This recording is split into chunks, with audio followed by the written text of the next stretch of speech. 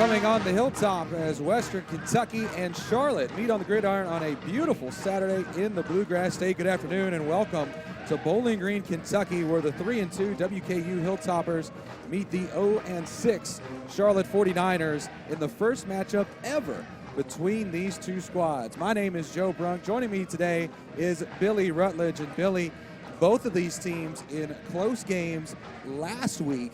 Be interested to see how they respond to those pressures and come out here on the football field this afternoon. Yeah, both of these teams are struggling right now, Joe. Charlotte has yet to get a win this season, but have been in some close games. A 3-14 loss versus a very good Conference USA foe, Marshall, and then a 29-30 loss at FIU. So a heartbreaker there for the Hilltoppers. They defeated a winless UTEP team by only 1 point, a score of 15-14, and the game before that a 33-21 win over Ball State. So two teams, they're struggling a little bit. The Hilltoppers definitely not playing up to their expectations. It's going to be interesting to see going forward. Well, let's go ahead and take a look at our keys to today's game, and we'll look first at Western Kentucky University. First one is to win one-on-one balls down the field, and this is something that we've heard a lot in the area this week, getting ready for the Hilltoppers. They want to look downfield more. This is a team that's used to putting up points, used to seeing a lot of yards up in games, only averaging just over 21 points per game. They want to get more explosive. I think they're going to certainly look to do that against Charlotte today, and then also to continue to be steady on the defensive effort. That's been kind of a focus for Western Kentucky for a couple years now, to continually improve on defense. So far this year, they allowed 19 points per game. They want to do even better than that today here against Charlotte. Yeah, the Hilltoppers defense has been their strength so far this season. Overall, they're 31th in the country when rushing defense, and in pass defense 67. So this is the reason why they're staying in games. They haven't allowed more than 23 points in a contest. So the defense, which has been the opposite in the last few years for the Hilltoppers fans and this team, is the strength. Meanwhile, for Charlotte, one of the things they'll look to do is to stifle the WKU run game early. Western Kentucky with 4 running backs that they could throw it at any time, and really have focused on that a lot. Charlotte's got to find a way to kind of slow that down and force Western to do some things that they haven't seen the Hilltoppers do so far this season, and then fight to the finish. They have been in some tight games. You mentioned it, Billy, a close game against Marshall last week, a tight game earlier as well against FIU, only losing by 1 point. Can they play an entire 4 quarters and maybe pick up a win on the road against Western Kentucky? I believe the line came out at 16.5 for Western Kentucky, favored in this game, and I think it's going to be a one-possession game, Joe. The Hilltoppers have not been able to put away teams when they need to, and Charlotte has done the opposite. They've stayed in games, and they've been in every game in the nick of the way. Players to keep an eye on for today's game. First for Western Kentucky, we talked about in the keys of the game, looking downfield more. The man who's going to try to get it down the field more is Mike White. He's come into this game just over 1,200 yards passing, only a couple of passing touchdowns, but 4 rushing touchdowns on the season as he's been, running this offense. Yeah, a little bit of an oddity last week with 2 rushing touchdowns, but this is a guy that leads Conference USA in completion percentage at 65.8 and 125 total completions. He's got a big arm, 6'4", 225 pounds. He's a pro prospect, and a lot of Hilltopper fans are expecting him to throw the ball down the field more. The man we expect him to be looking downfield for a lot is Lucky Jackson, coming into today's game with just over 300 yards, receiving a touchdown as well. Big, tall target, and a good look if Mike can find him open. Yeah, the last broadcast we did with Flow Sports, he led Western Kentucky with 144 yards. And then defensively, of course, it'll be Joel E.A. Bunue leading the way for the Hilltoppers. He leads Western Kentucky with 42 tackles on the season. He's forced a fumble, and he's recovered one as well. Yeah, he is a force to be reckoned with in the middle. Number 1 tackler on this team, a leader on this team, and such a great name, E.A. Bunue. And then, of course, we're going to talk about Charlotte defensively. Carrington King, came into this program as a walk-on. Now is the all-time leading tackler for the 49ers. And he's got over 55 tackles on the season. Certainly got to watch defensively.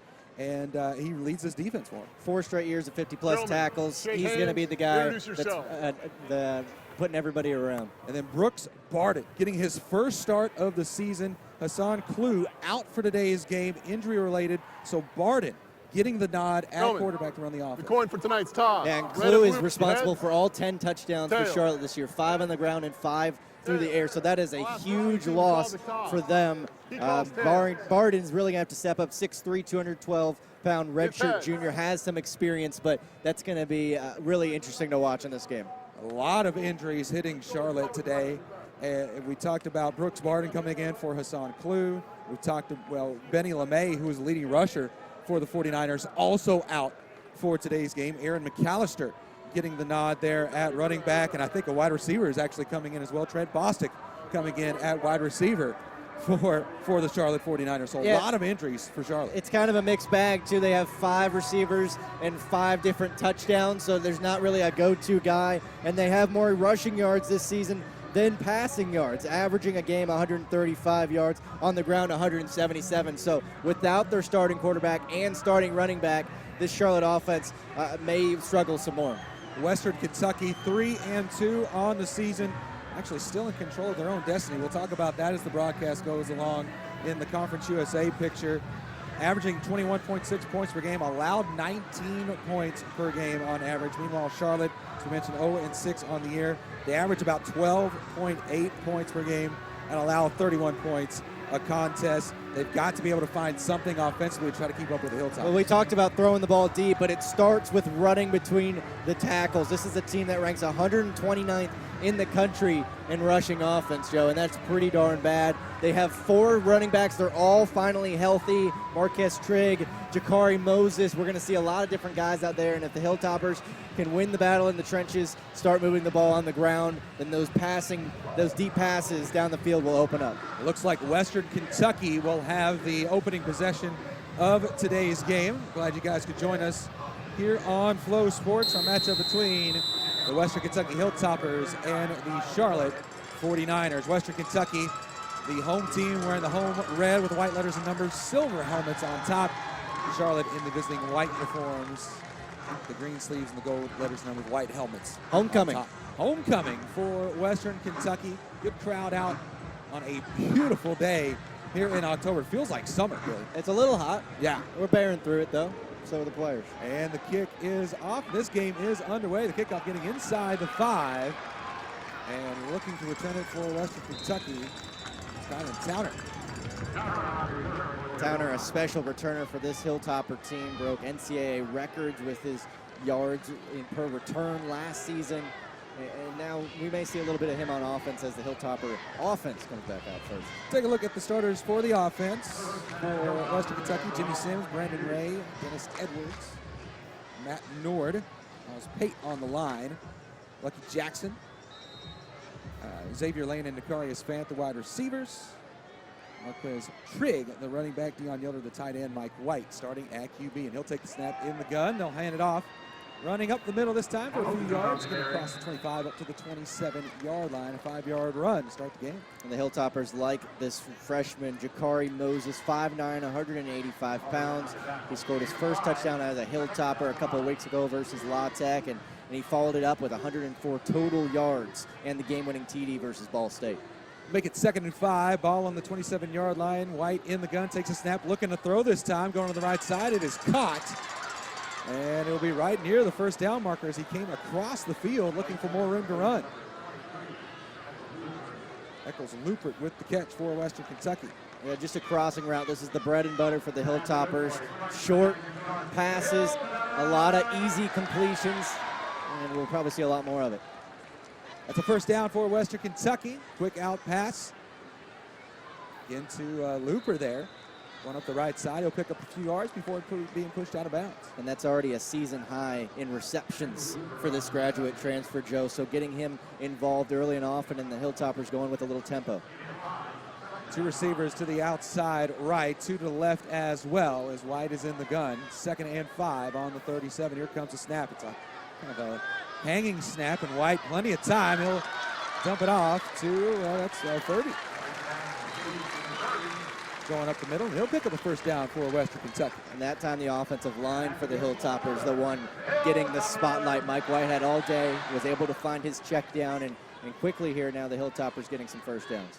1st and 10, ball on the 49, the Western Kentucky 45. Here comes quick pass into the outside, incomplete, looking for the tight end Yelder. Goes through his hands and hits the turf.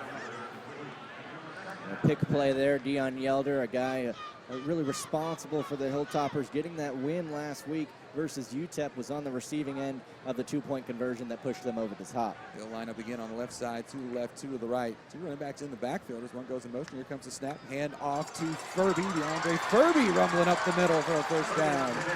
Moving the sticks for Western Kentucky. And that time they put Kylan Towner in motion. He started coming towards the left side of the field. That moved the linebackers and allowed their big back to go right up the middle. Western Kentucky just picking up little bit by little bit, marching down the field here. 13-10 on the clock in the first quarter. As receivers getting set. Here comes the snap to White, dropping back, looking to throw. Pass is caught. And that's a Quest Sloan with the reception for Western Kentucky.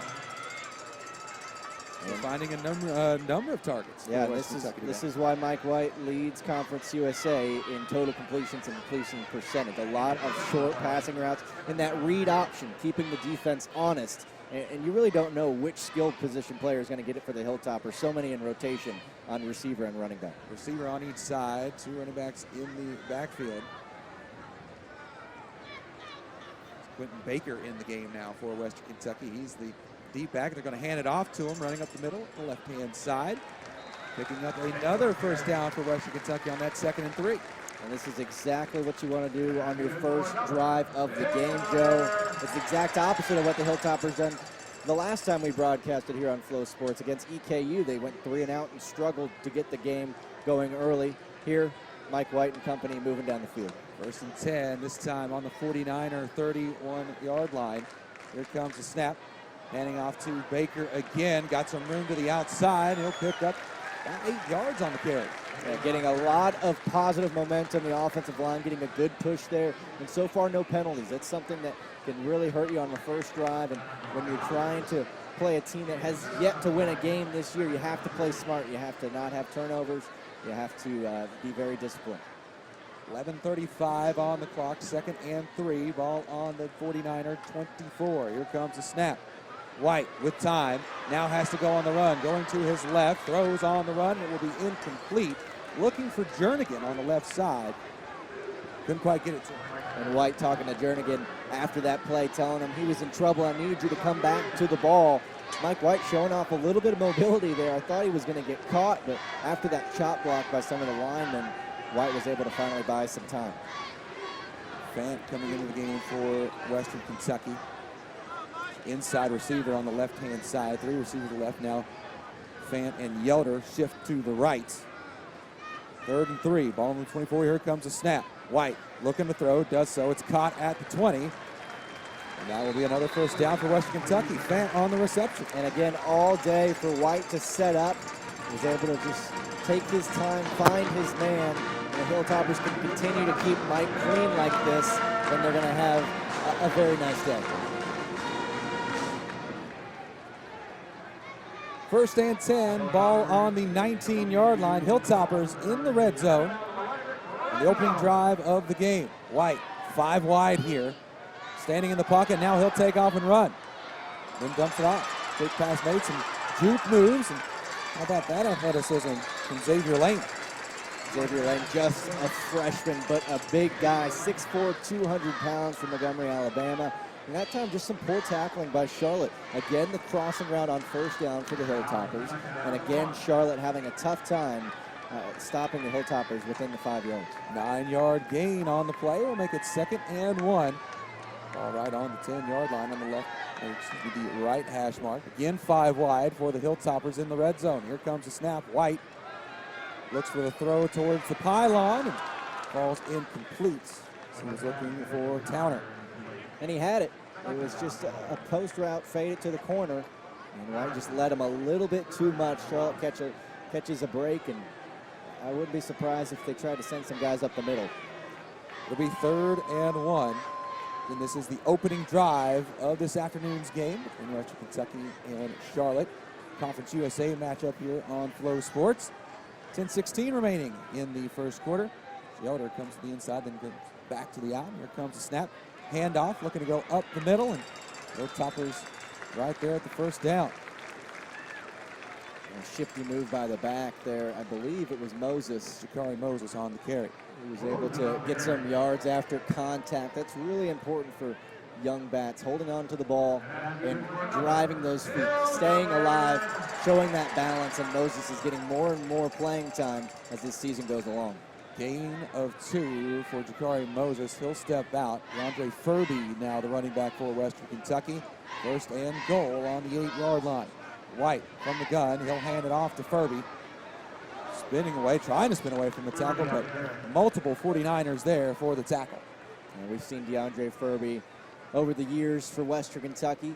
The power back inside, but with Coach Mike Sanford coming in, the rushing attack has changed a little bit. Most of it out of the shotgun and that read option. Mike White is also a threat in this red zone. Had 2 rushing touchdowns last week versus Utah. Eccles Looper with 2 receptions on this drive. He's to the outside on the right. Furby shifts to the right as well. White takes a snap, looking to his left. Has an open receiver in the corner. Wide open is Fant, but it's overthrown, incomplete. And nobody was near Necarius Fant in the corner of the end zone. Yeah, the senior drifted to the back corner. The Charlotte secondary seemed to lose him, and that one's on Mike White. He had the time. He stepped up in the pocket, just a little bit to the left, and now they bring up 3rd down. 3rd and goal, ball on the 8-yard line. 2 receivers to the left. Fant shifting back to the left as well, so 3 to the left. Under 10 on the play clock. Here comes the snap. White looking to his right. Now having to roll out a little bit, throwing towards the middle. Yelder open, touchdown. Hilltoppers, 8-yard pass from Mike White to Dion Yelder. And the Hilltoppers have been known as tight end U for quite a while now. Look at the product they've put into the NFL. Jack Doyle, Mitchell Henry before he passed, rest in peace. And now Dion Yelder stepping up for the Hilltoppers. Got the 2-point conversion last week, and what a drive to start the game for the Hilltoppers. Exactly what you want to do, and now installing some confidence into this team. 9 minutes remaining here in the first quarter, so a 6-minute drive for Western Kentucky, and the extra point good for the Hilltoppers. And that's pretty much textbook of what Western Kentucky has wanted to do with their offense this whole season. Yeah, and it started on the ground. They were able to get a push from their offensive line. We saw several different backs that were able to get positive yardage.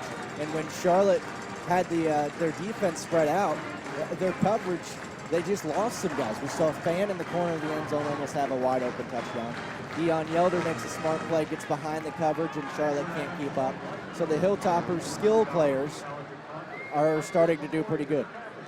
Let's go ahead and take a look at the Western Kentucky schedule. And as we mentioned, Billy, Western Kentucky actually still in control of their own destiny as far as Conference USA play, but a tough road could be coming up. Of course, you got Old Dominion, Florida Atlantic coming up, but then after that, at Vanderbilt, at Marshall, Middle Tennessee. That is a tough 3-game stretch that could really define this season for the Hilltoppers. And you're underselling FAU. Lane Kiffin there now at the top of Conference USA. And then a tough game at Vanderbilt. Marshall, a team that just beat Charlotte. The Hilltoppers have had a slow start to this game, but look at the point totals of the other team. A max of 23. That was against Louisiana Tech on a last-second field goal. So this is a team led by their defense. And if they could start clicking on offense, then you could see some good things to come for the Hilltoppers. Now we'll see how the Charlotte offense will answer the call here. Again, a lot of new faces for the 49ers in today's games. Injury having to push some guys to the side. Brooks Barton going to be at the helm of this 49er offense. And again, his first start of the season. Again, only a few passing attempts on the season. I believe 6 passing attempts, 2 completions, and an interception so far on the year. So not a large sample size for Barton, but he's going to get a lot of look tonight. Yeah, we really don't know what's going to come out for the Charlotte offense with their backup quarterback and running back coming out. But if those 2 starters were in still, Charlotte still only averages 12.8 points per game. This is an offense that has really struggled. They are only able to get 3 points versus Marshall in a game that they could have upset pretty easily last week. So this is a Charlotte team that's going up against a tough test, too. This WKU defense has a very experienced secondary, and they've transformed into a 4-2-5 defense, or 4-2-4, excuse me. 4-2-5, I was correct the first time, where they have a nickel back in. Laverick Johnson has come in, and he plays almost every down now. So with Iggy in the middle and 4 or 5 secondary players out there at all times, it's going to be pretty tough for this Charlotte team to move the ball. Hilltopper special teams getting ready to kick this one away. Their first kickoff of the afternoon's game. Vanilla with the kickoff. This one is going to go deep inside the 5, but we'll have a return from the 49ers. And Charlotte bring it out to the 20, but the ball's loose. A big hit there at the end of the run, and Charlotte's able to get back on top of it to keep it for the 49ers. I was going to say something about wrapping up, Joe, but that ball came loose, and the Hilltopper special team almost came up with a big play. Bostic on the return there. Take a look at the starting offense for Charlotte. Cameron Clark, Chris Brown, Darren Drake, Nate Davis, and Eugene German on the line. Get to the rest of the starters here after this play. Here comes the snap to Barden. They're going to fake the handoff, and Barden going to take off himself and across the 20, but put short at the 21. A gain of 1 on the play. The secondary showing they can come up and tackle as well. Number 9, Drell Green, a guy from Georgia, and a guy that's gotten more and more starting time as the season has gone on. Barden looking over towards the coach. 3 receivers to the left, 1 to the right. Here comes the snap to Barden. They're going to hand it off to R.J. Tyler, running up the right side, and he's brought down, and no gain on the play. And Tyler getting some running back duties here, picking up for the missing Benny LeMay. So far, we've seen 2 good tackles by the Hilltopper defense, and Charlotte running a little bit more east and west than they are north and south right now. Now comes the real pressure for Charlotte trying to throw on this secondary. Tyler, the lone running back next to Barden. 3 receivers bunched on the right-hand side. Here comes the snap. Barden looking to the right, looking for the quick screen, and makes the completion. Looking upfield, gets across the 30, out of bounds at the 32. That's a first down for the 49ers. Hilltoppers bring the blitz up the middle. Charlotte counters nicely with a screen on the side, and I saw what looked like to be a holding by a receiver near the sideline. That was not called, but Charlotte gets past that first down of their first drive. Mark Quattlebaum, receiver on that play. Just over 130 yards on the season. 2 receivers to the left, 1 to the right, or 2 to the right, now shifting to the left. Here comes the snap, and they will hand it up the middle. Tyler looking to run, pick up a couple yards, and he'll do so, getting up to the 37-yard line. 4-yard gain on the play. And that's about what they average, Joe, 4.9 yards per rush this season. They'll continue to get that on first down, and it'll accent this offense very nicely. Quattlebaum, starting receiver, TL Ford the second, and Trent Bostic out there as well. Aaron McAllister, the starting running back, with R.J. Tyler as well. That's the rest of the starters for Charlotte as they fake the handoff and then give it off to Tyler. Gets away from 1 tackle, but loses his footing, goes down at the 38. Number 60's helmet came off. He must sit out for 1 down. The Charlotte player losing his helmet. Center, Darren Drake, going to be out for this play. They got to bring in another center for this 3rd and 4. For their Hilltoppers, their starting junior corner, Joe Brown, is out. He had his right arm in a sling. So Roger Cray, number 24, the freshman, in for him. 3rd and 4. 49ers have picked up 1 first down already on this drive, looking for another one here, and they will hand it off to Tyler, running up the middle. Big run, and he's still on his feet into Western Kentucky territory. That's McAllister, on the carry. Big gain for the Niners. And great decision by Barden to hand it off. It was a read option on 3rd down and about medium, and he made the right call. The offensive line for Charlotte able to get to that 2nd level and create a pretty big hole. Yeah, open space in the middle of the field, and McAllister with the big run gets it to the Western Kentucky 34. Got a 27-yard run there. Receiver going in motion, 1st and 10. on the 34. Here comes the snap, fakes the handoff, looking to pass, and it's almost picked off. And a flag coming in after the play is done. Drell Green on the coverage, couldn't reel in the pass. We'll see what the penalty is here.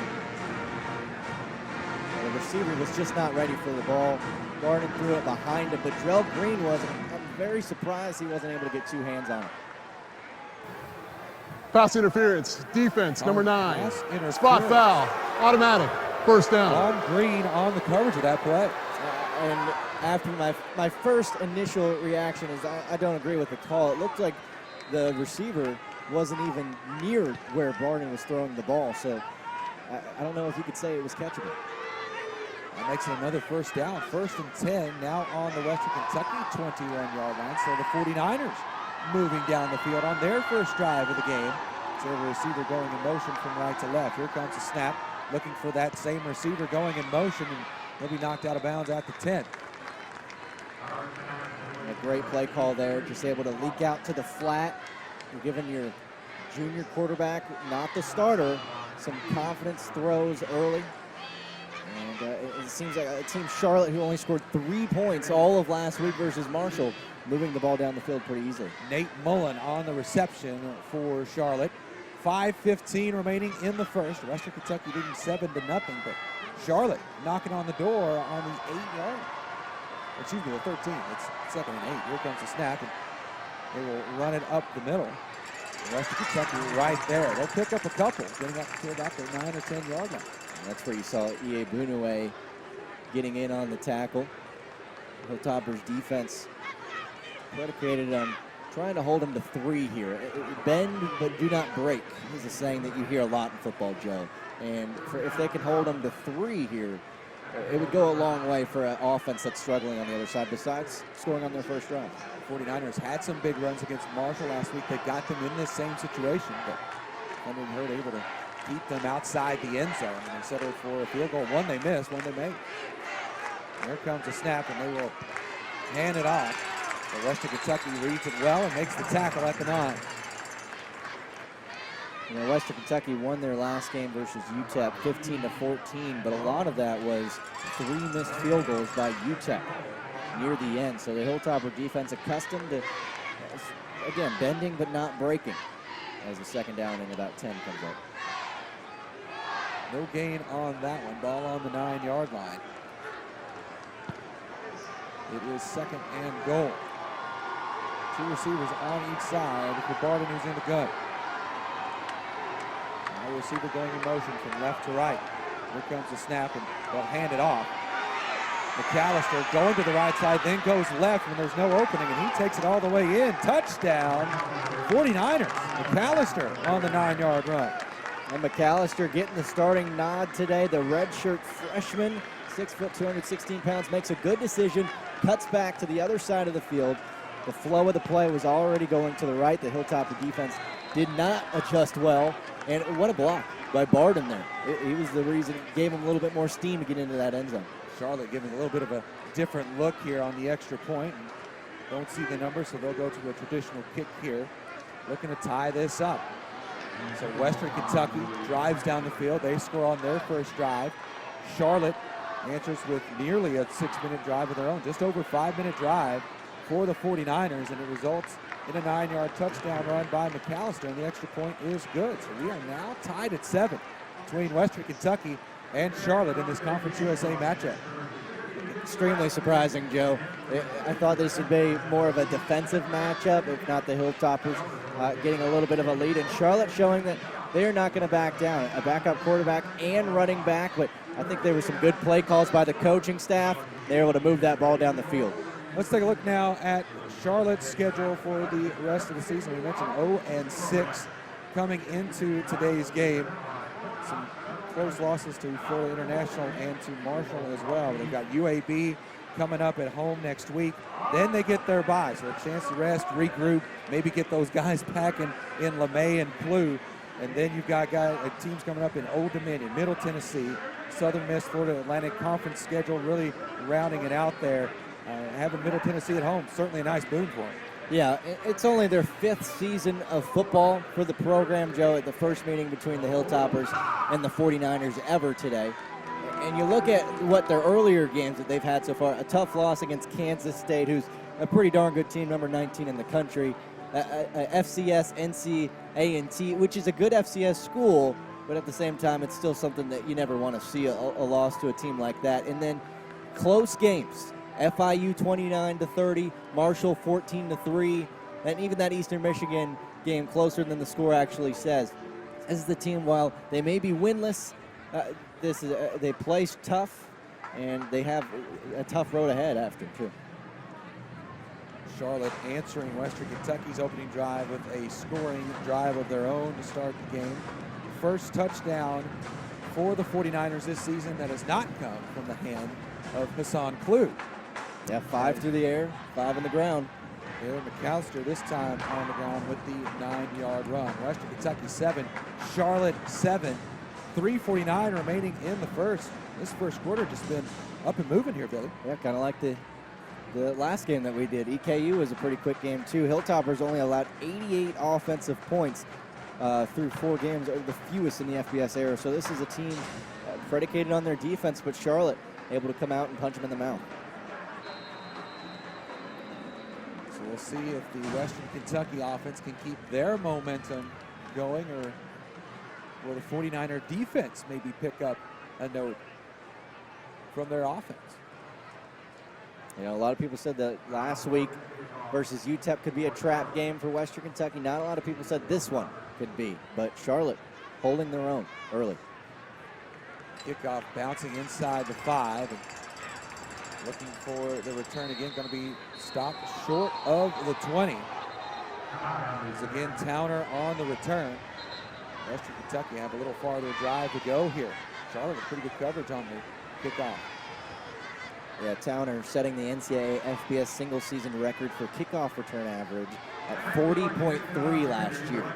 So a little bit better than what he's been able to do this year, but Kylan Towner, a name that the Hilltoppers looking to get a little bit more involved in on offense. We saw him on a swing route earlier in the first drive, and they just have so many skill guys, Joe. You really don't know who's going to get the ball. Unlike last year's, where you knew a Taywan Taylor or Nicholas Norris or Ace Wales. A lot of unknowns, looking for leadership on this offense still. We mentioned in our keys to the game that we thought we might see Western Kentucky look downfield a little bit more. We didn't necessarily see that in the first drive, but we saw them just kind of gradually move it down the field. As you mentioned, it kind of predicated from the run game. That led to opening some things up in the passing game. Billy, do you think we see some more downfield looks from the offense on this drive? You know, I keep thinking it's coming, because I really would like to see Mike White throw the ball down the field more, but I get no indication that Mike Sanford is going to change up what he's been doing these first few games. It seems like he's very predicated on that short crossing route, some screens, and if you can get the run game going like they did on that first drive, some read options, good push by the offensive line, then you don't really necessarily have to look for that big explosive play. You can move the ball slowly down the field. But that all depends on if the offensive line continues to win at the point of attack. If they can, then they can keep doing these short crossing routes. But I'd like to see Mike White try to find a Lucky Jackson or a 6'4" Xavier Lane down the side. Again, Western Kentucky took about 6 minutes off the clock with their first drive. Charlotte took just over 5 on their opening drive. So both of these teams having some long extended drives. Charlotte picking up a few first downs on third down plays. Western Kentucky was pushed on some third down plays when they were in the red zone, but able to capitalize with a pass to Yelder to score the 7 points. The Hilltoppers 109th in scoring offense, 129th ranked rushing offense. So they haven't had a lot of success in the past, Joe. It's been their defense that has kept them in games, but this is a nice surprise, especially after that first drive, to see the ground attack working. White and company back out on the field now for Western Kentucky. A receiver on each side. Looks like Furby in the backfield at running back. White dropping back, looking to throw. Goes up the middle. Catch by Yelder. He's met right away. Be brought down at the 24. Gain of 4 on the play. And it actually looked like they had Cameron Eccles Looper, number 23, on a post route over the middle of the field that was open, but This is what Mike White and this offense is predicated on doing. They're going to get those short crossing routes, and they're going to dink it and dunk all the way down the field. 2nd and 6, ball on the 24-yard line. Receiver going in motion. White looking to the outside, then goes inside to Yelder. He'll pick up some yards up to the 30 and another first down for Western Kentucky. Deion Yelder quickly becoming that security blanket for Mike White. And when you have that much time, it looks pretty good. Those short routes, picking up 4 or 5 yards every time, but Charlotte not able to get a lot of pressure on the quarterback so far. Yelder, 180 receiving yards on the air, a touchdown as well before coming into today's game. Their favorite target so far. 2 receivers to the right, 1 to the left for Western Kentucky. Here comes the snap. They'll give it off to Towner, running up the left-hand side. Towner picking up some yards before being pushed out of bounds. And I love the play call. Just a little bit of pitch forward to a guy that can make some people miss. 40 yards of return last year as the kick returner, getting your skill players in space, and it worked out for 8 yards. Gain of 8 on the play will make it 2nd and 2. Towner going to the outside this time, but they'll keep it between the tackles, running up the middle. And is Baker on the run. And don't underestimate that little motion by Towner. You have to keep him honest. You get another linebacker out of the middle of the field, and now it looks like we have an injury timeout. A Charlotte player down on the field. His trainer is coming out to take a look at him. He was involved in on the tackle. Looks to be Zach Duncan. We'll go ahead and take a quick break. Again, you're watching Western Kentucky and the Charlotte 49ers on Flow Sports.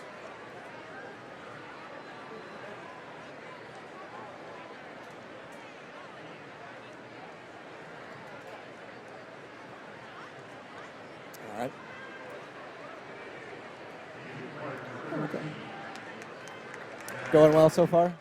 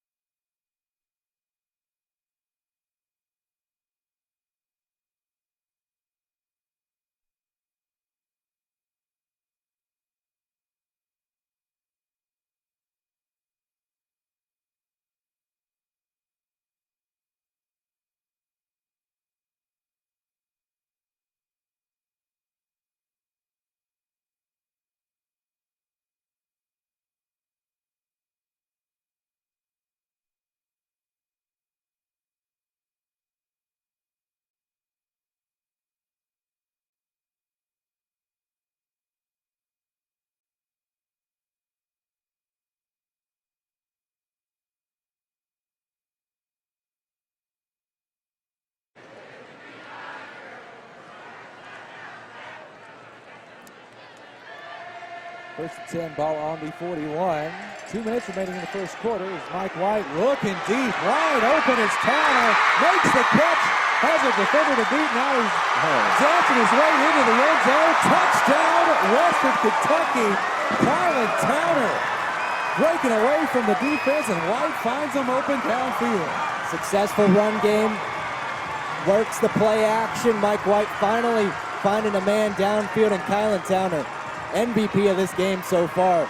Mike Sanford has used him beautifully, some misdirections, some jet sweeps, and now showing him a little razzle-dazzle to get into the end zone.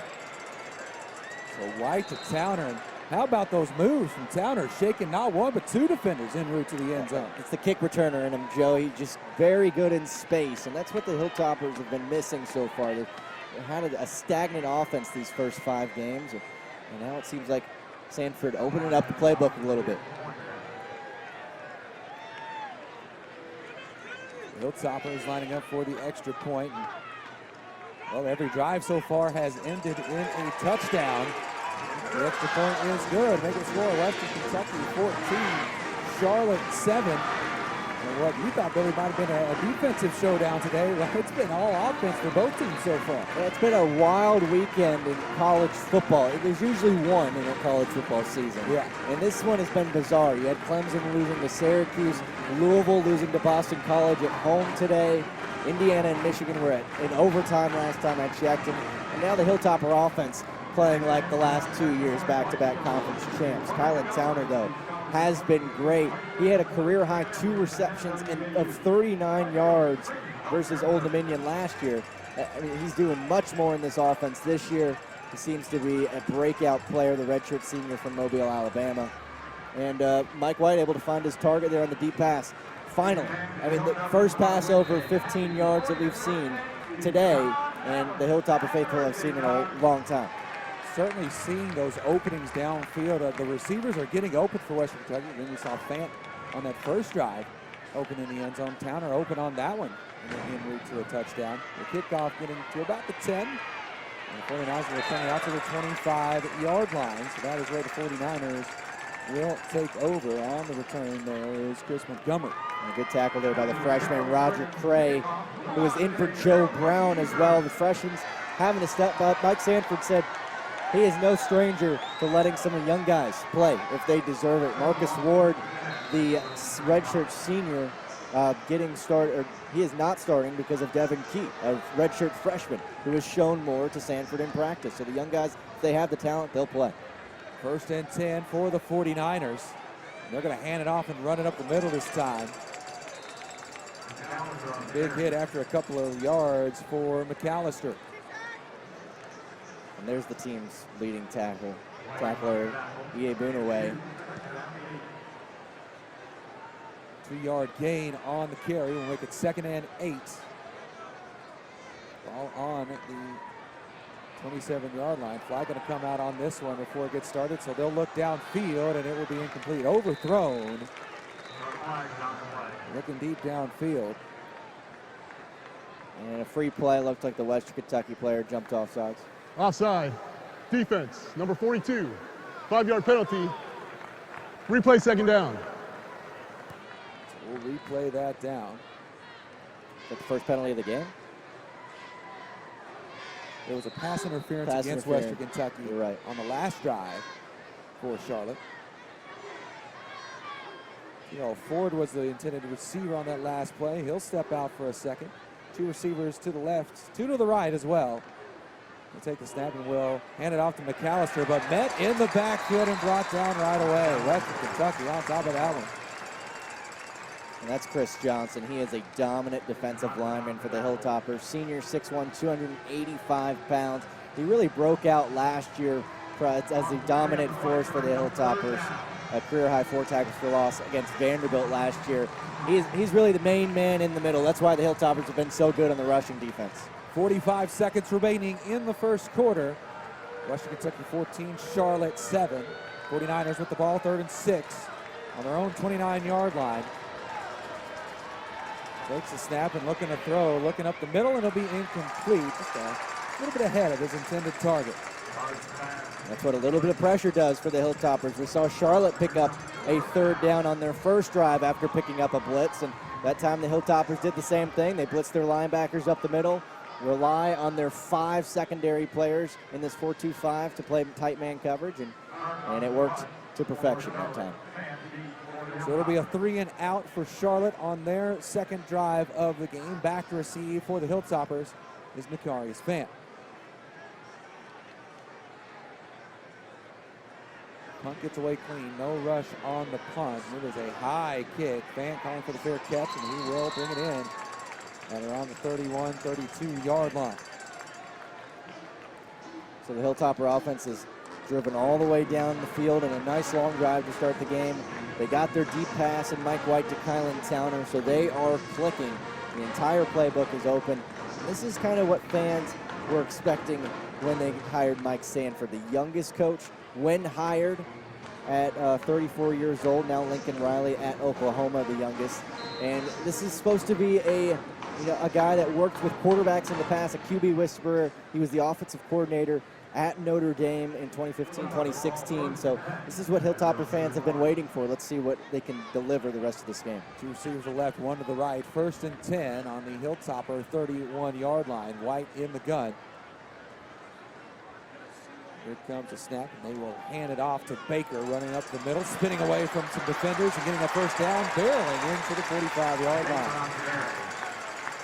Baker showing some shifty moves, not only the spin move, but the sidestep at the end to gain another 2 or 3 yards. Quentin Baker, one of those skill guys that you're going to see more and more of.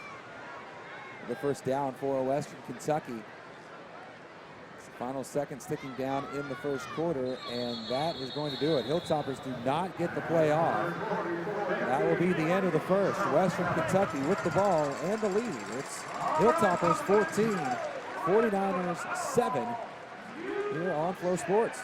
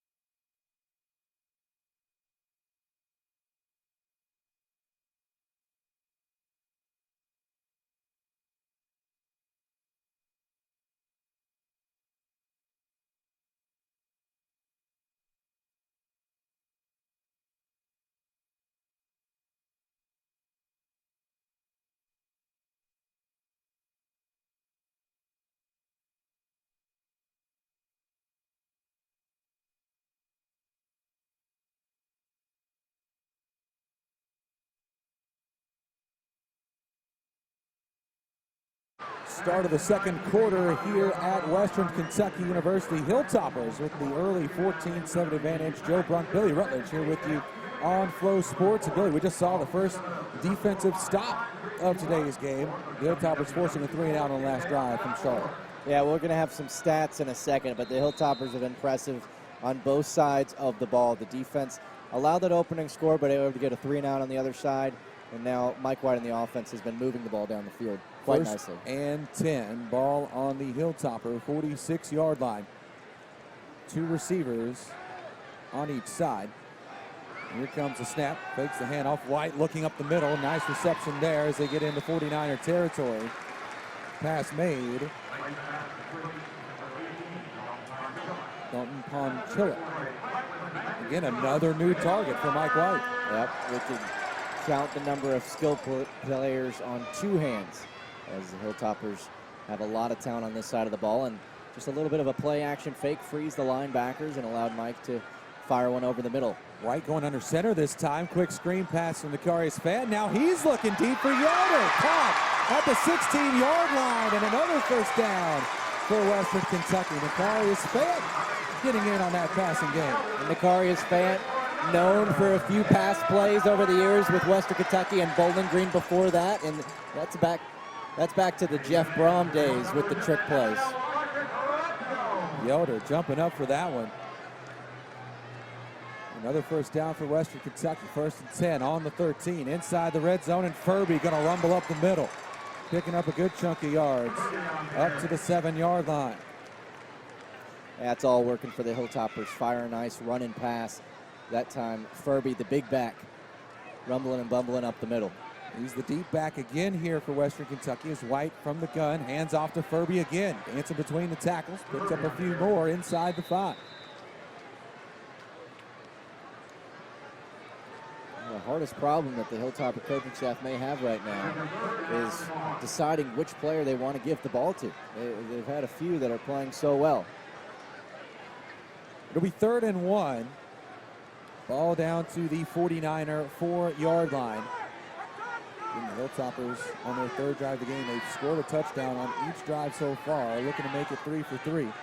It's Yoder going in motion. Here comes the snap. White rolling out to his right.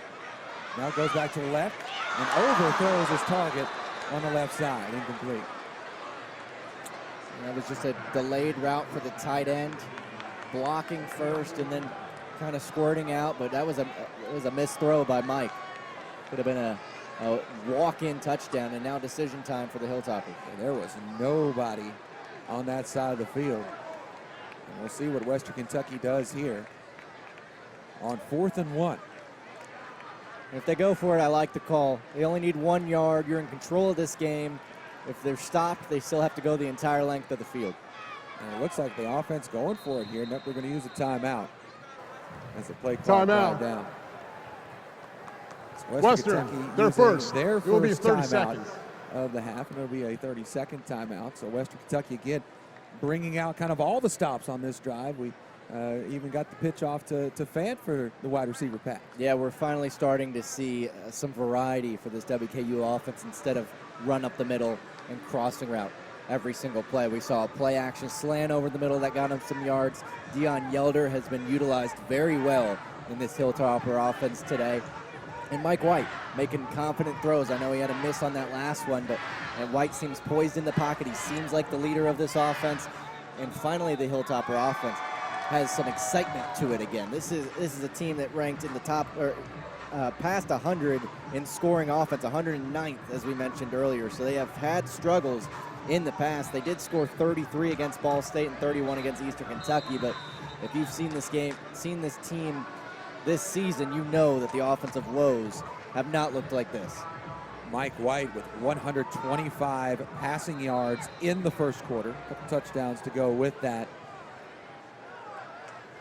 And it looks like the offense is going to stay out there for Western Kentucky. Now 4th and 1 inside the red zone. Yelder going in motion before the snap. They will hand it off up the middle, and the Hilltoppers pick up the down. Giving it to the freshman Moses. And that's just when you say, my offensive line is better than your defensive line. We're going to pound it right up the middle, smash mouse football, and the Hilltoppers sticking to what they know there. So that'll make it 1st and goal for Western Kentucky. Now down to the 2-yard line. 2 receivers to the right, 2 running backs in the backfield as well for White in the gun. Here's the snap. They're going to hand it off to Furby. Going up the middle, hits the tackles. There's a flag on the play. And the whistle called down before reaching the end zone. WKU determined to punch it up the gut. You had 3 men in the backfield behind Mike White on that play. And we have a flag. Holding, offense, number 85. 10-yard penalty, replay first down. So a little breathing room for the 49er defense to work with here. And this set down started on the 2. Now we'll back up around the 7 or 8. Or actually farther back than that, excuse me. Going to move it back to the 12 now, and it'll again be 1st and goal. Yeah, it's a costly penalty. They usually are, but Hilltoppers have all 4 downs to try to make up for it. 2 receivers to the left. Baker going in motion as well, becoming a 3rd receiver, and they're going to go to him in the little screen pass, and he'll bounce around some defenders, and they pick up the yards in one play, Billy. Great blocking there by the receivers on the outside. You can tell that this is a point of emphasis at practice for this Hilltopper team, these quick screens and relying on that receiver blocking downfield. And Baker showing some moves to be able to split those guys and get down to the 2-yard line. Baker, an excellent high school running back out of Ashland, Blazer, joining the Hilltoppers last season. He'll hand it up the middle again. Maybe gets back to the line of scrimmage, but the 49ers on top of that one. So we've seen 3 different backs run straight up the middle for the Hilltoppers in the last 4 plays. Another 49er defender on the ground as trainers come out to take a look at him. 12 minutes remaining here in the second quarter. In Western Kentucky leading 14-7, but the Hilltoppers right there at the goal line. It'll be a 3rd and 2 on their next play. Western Kentucky again kind of mixing things up on this drive. We saw it a little bit on the drive before as well, using Kylan Towner in some different ways. We're going to go ahead and toss to a break with this injury timeout. Again, Western Kentucky 14, Charlotte 7 here on Flow Sports. Back here at Western Kentucky University, 12 minutes remaining in the second quarter. Hilltoppers driving, but there was an injury on the 49ers defense. We couldn't get to see who it was, but the ambulance actually came out onto the field. It looks like everything has gotten squared away here, and we'll get back to the action in just a little bit. But again, Western Kentucky leading 14-7 and looking to extend that lead. It's 3rd and 2 right there on the 2-yard line, looking to punch it into the end zone, Billy. Yeah, you hate to see that, but you sometimes forget that these guys are sacrificing their bodies on almost every single play. These guys are warriors, and sometimes something like this happens. So prayers to him and hopefully to a speedy recovery. Back to the action here. Western Kentucky will go 2 receivers to the right, to the left as well. Right in the gun, takes a snap, rolling out to the left, and he's just going to take it in all the way for the score. Touchdown, Western Kentucky. Mike White runs it in from 2 yards out. Well, he had 2 rushing touchdowns last week versus UTEP, and Mike Sanford had a little bit of time to work with that play call with the injury, and that was a QB run the entire way. Mike White not handing it off to the receiver, got Charlotte to bite, and he walks in for the end zone. Again, the Charlotte defender just kind of really didn't go after White at all. Really went with the running back, and White just kind of took it in himself, untouched. Extra point pending here for the Hilltoppers. And the kick is good. So that makes the score Western Kentucky 21, Charlotte 7. Hilltoppers 3 drives on offense, 3 touchdowns on offense. And they have the fans on their feet. They finally have something to cheer about. The offense, that looked like the old Jeff Brom days. We had some stats in the first quarter, and that was really the biggest differential was Western Kentucky 125 passing yards and Charlotte only 17. And that number for Western Kentucky has only gone up. Another drive there where we saw Deion Yelder make a big catch. We saw several guys get in on the action, and besides the stoppage of play with the injury, they were able to finish, something the Hilltopper offense has not been able to do in the past. And let's see if they can keep their foot on the gas, their foot on the throat, and see if the Hilltoppers can continue to lead by 2 possessions. It is a beautiful day here in Bowling Green, Kentucky, more like a summer day, 85 degrees currently here at Haltron Smith Stadium. Clouds have been clutch right here as of late, just kind of rolling in front of the sun, kind of cooling us off a little bit. But again, it just, we're mid-October, and we're having summer temperatures, really. Yeah, absolutely, and it's also homecoming here at Western Kentucky. Western 53-29-3 all-time when it's homecoming on the hill, looking for their 4th straight homecoming win, and it's kind of a different atmosphere. You go to the tailgates around town, you see a lot of alumni that are there, a lot of events going on, and the fans have been here for a treat. The student section in the berm also looking pretty well for Western Kentucky. So it's a great atmosphere right now, and as long as these clouds hold up, then I think we're going to be in for a great day of college football, Joe. 11:52 remaining here in the first half. Western Kentucky, again, both teams really started off going very well. Offenses kind of all systems go from the beginning of this game. Both Western Kentucky and Charlotte scoring on their opening drives, but then the Western Kentucky defense got a 3 and out, and then the Hilltopper offense just kept things rolling, and now you see it. It's a 2-score lead for Western Kentucky early in the second quarter. And I think the Hilltoppers finally have something that they've been missing the entire year, and that's some confidence. They lead 21-7 at home on homecoming. It seems like everything is starting to go their way. And let's see if we start seeing a little bit more emotion out of these guys, maybe a little bit of trickery from the coaching staff. And we've already have on that last drive 2 trick plays, a pass by Nakara's fan, and I would call that touchdown. A pretty tricky play, a Mike White bootleg to the left side. And here comes the kickoff. It's going to go deep down, well, hitting off a 49er receiver there. Looking to bring it back is Chris Montgomery. And he doesn't get far after bobbling the catch.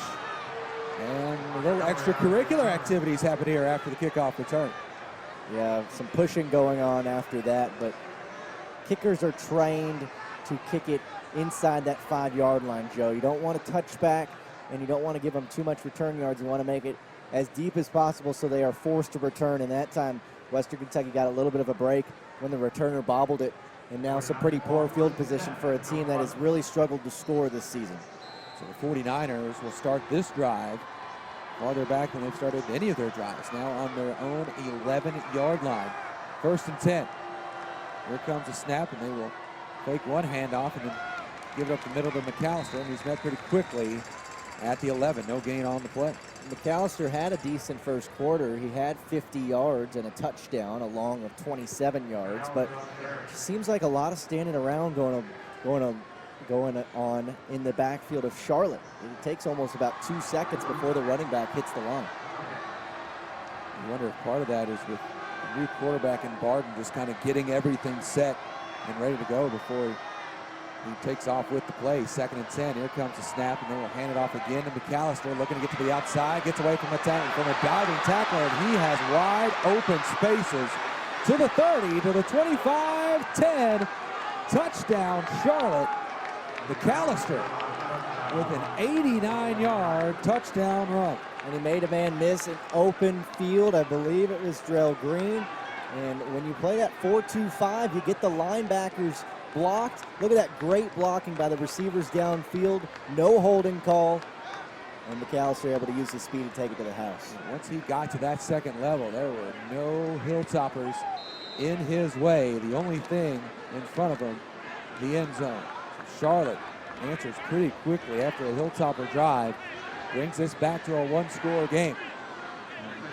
Extra point on the way, and it is up clean, and it is good. So that makes the score Western Kentucky 21, Charlotte 14. 49ers with the quick answer. Yeah, very uncharacteristic there by the WKU defense. It looked like they were on the verge of forcing another 3 and out, but some great blocking down the field by Charlotte, and now this is already the 3rd highest scoring game for them on the season. So they've been able to score in this first half, get past that WKU defense, and definitely not what I expected, Joe. I expected a low-scoring defensive battle, and both offenses have come to play so far.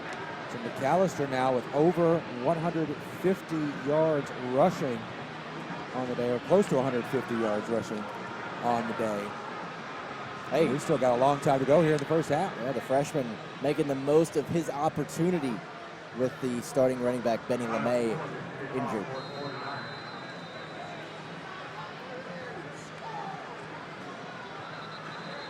And that just happens to be the longest scoring run in 49ers history. Well, it's a program that's only been around for 5 years. You see a lot of the current players pretty high up on the record books when it comes to stats and yardage, and 49ers getting better every single year. So now 21-14. We'll see how the Hilltoppers respond. Again, the offense was just out there a moment ago, and well, maybe the offense may not get out there. Good return by Western Kentucky past the 40 before being knocked out of bounds. Eccles Luker on the return for Western Kentucky. And really surprising to see him back there returning when you have 2 elite returners in Nakarius Fenton and Kylan Sauner. He's just a graduate transfer that's got some speed. We saw him a lot in that opening drive where it seemed like the Hilltoppers had a few plays scripted for him. Return team, number 36. 10-yard penalty from the spot of the foul. First down. And a hold on the return, going to be bringing that one back. So it was a return out to around the 40. This drive's now going to start at the 25-yard line. In Western Kentucky, 3 drives, 3 touchdowns so far in today's game.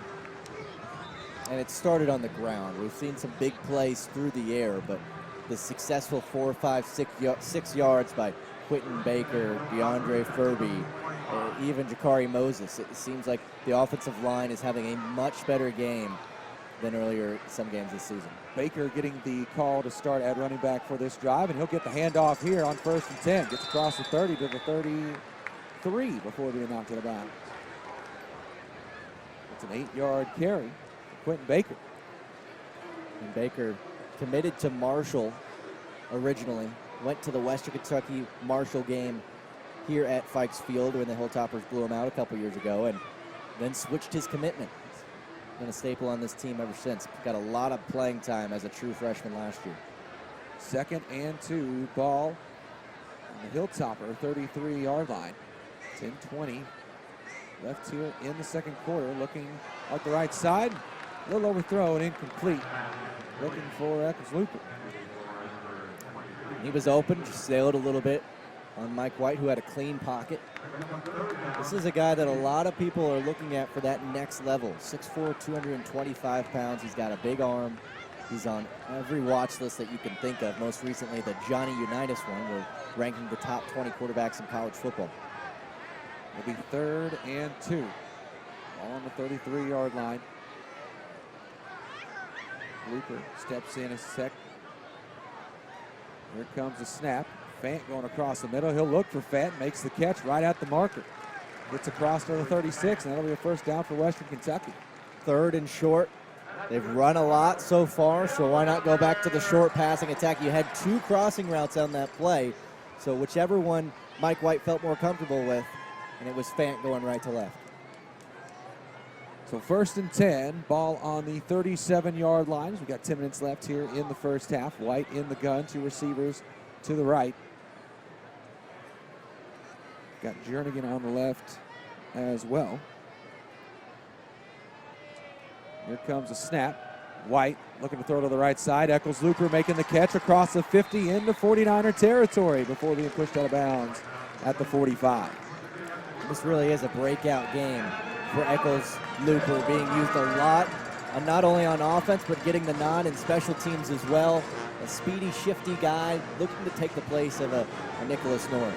Hilltoppers going 5 wide here on 1st and 10 from the 49ers 45. Here comes the snap. White looking deep up the middle. Finds Yelder at the 25, and he'll move ahead to the 20. 25-yard passing play from White to Yelder. And on the other side of that coin, there's the 6'4", 255 redshirt senior Deion Yelder, who has become that security blanket. So good over the middle, and that's what's been missing in this offensive attack. That strike down the middle, Joe, to get an immediate 15, 20 yards, another first down, and continue to keep the train rolling. White in the gun again, 2 receivers each side. Here comes the snap, 1st and 10. Going right side this time and overthrown. Going towards the sideline, it's incomplete.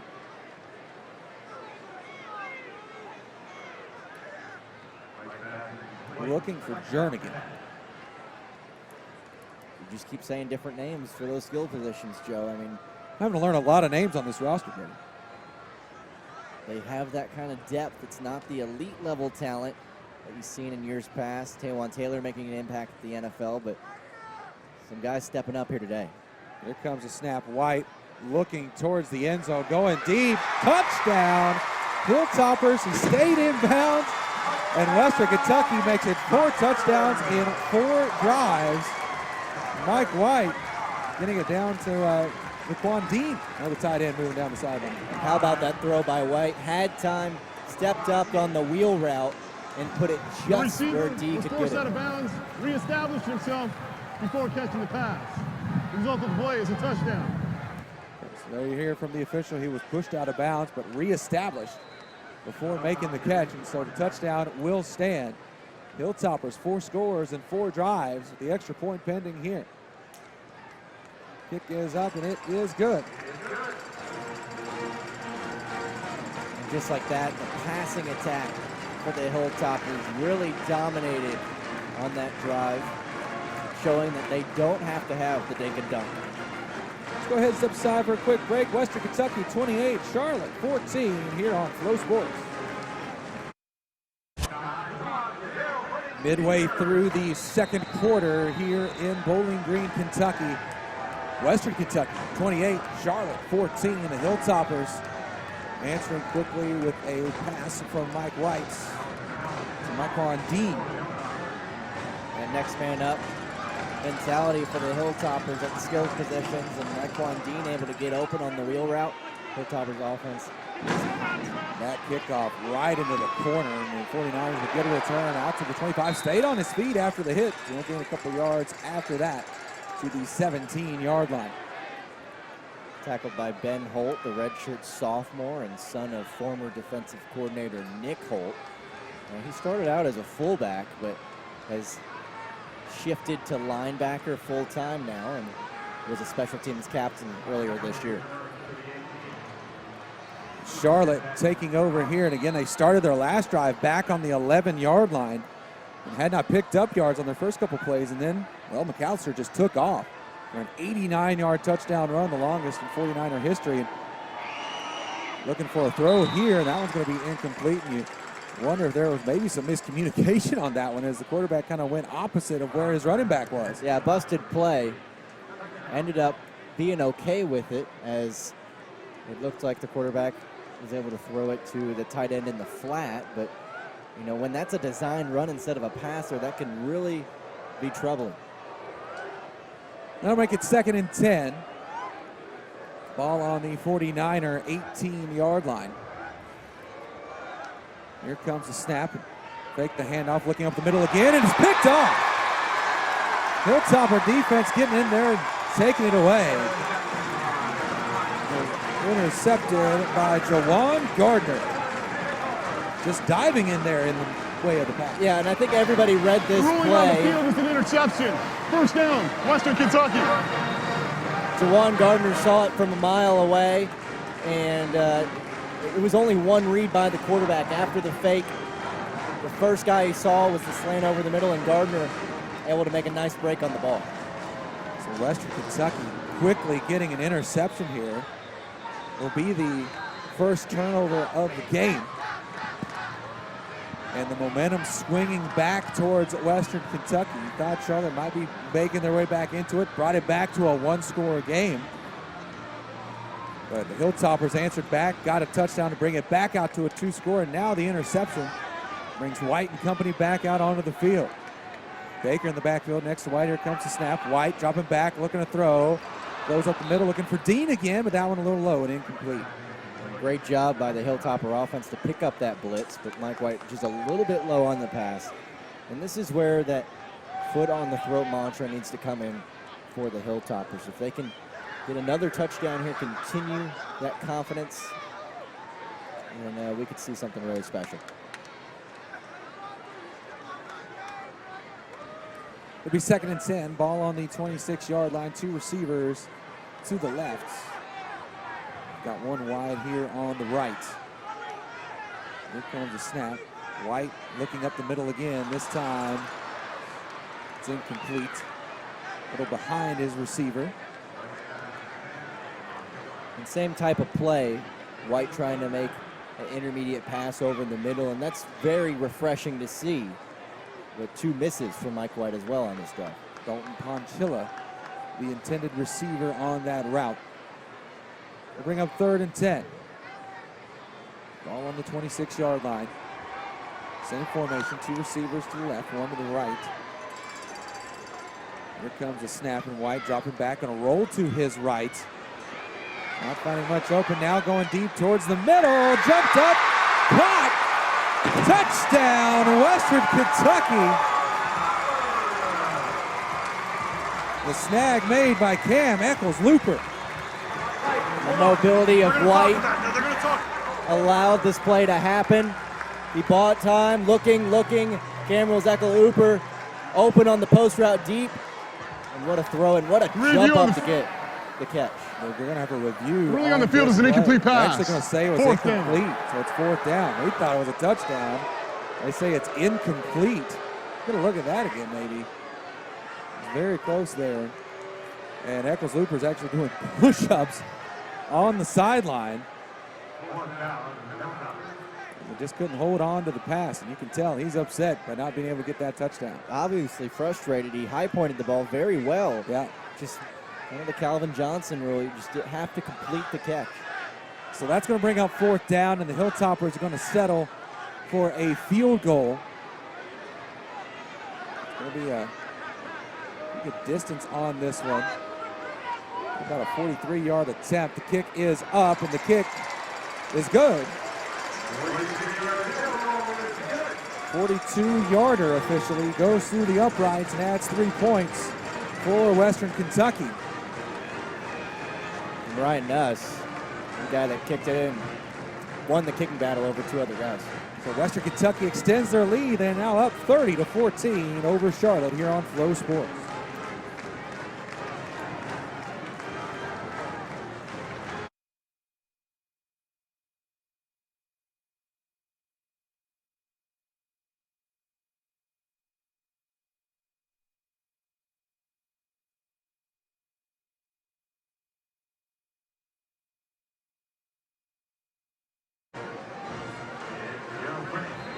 .07 remaining in the second quarter. Western Kentucky getting a field goal, 31-14 your score. Western Kentucky leading Charlotte in this Conference USA matchup on Flow Sports. Joe Brunk, Billy Rutledge here with you. That field goal set up by the interception by Gardner. First turnover of the game from either squad. Western Kentucky settling for their first drive without a touchdown in today's game. This kickoff goes in the end zone for a touchback. Yeah, and this Hilltopper team looking a lot like the days of Jeff Brom. The offense scoring at will, the defense allowing some big plays, having some holes, but for the most part bending and not breaking. And now the WKU defense comes back out after a very big interception. Do not understate Jawan Gardner's pick there to make it a 31-14 game. That's the kind of momentum you want to ride into halftime. 3 receivers to the left, 1 to the right. For the 49ers, they start this drive on the 25-yard line. First and 10, here comes the snap, and they're going to hand it off. McAllister shaking the first set of tacklers, but not the second. Brought down for a loss of 1 on the carry. And now we have a Hilltopper defender on the ground. Trainer's coming out to take a look at him. Joe Green making the tackle in the backfield on that play. The defensive penetration hasn't been the best so far today for the Hilltoppers. Charlotte able to find some room on the ground, especially McAllister. But this doesn't help at all with one of their D linemen. McAllister for Charlotte actually had some big runs against Marshall last week. He was kind of the guy that once players got injured in that game against the Thundering Herd was the one that was getting Charlotte into scoring position, but just they could not punch it in for a touchdown, had to settle for the field goal. But McAllister, like you said, really starting to come along and taking advantage of, well, becoming a starting running back as a redshirt freshman and really taking advantage of it. Yeah, we really didn't know what to expect coming in for this Charlotte offense with their entire offense in Hassan Klue with 10 touchdowns on the season, not being in the game.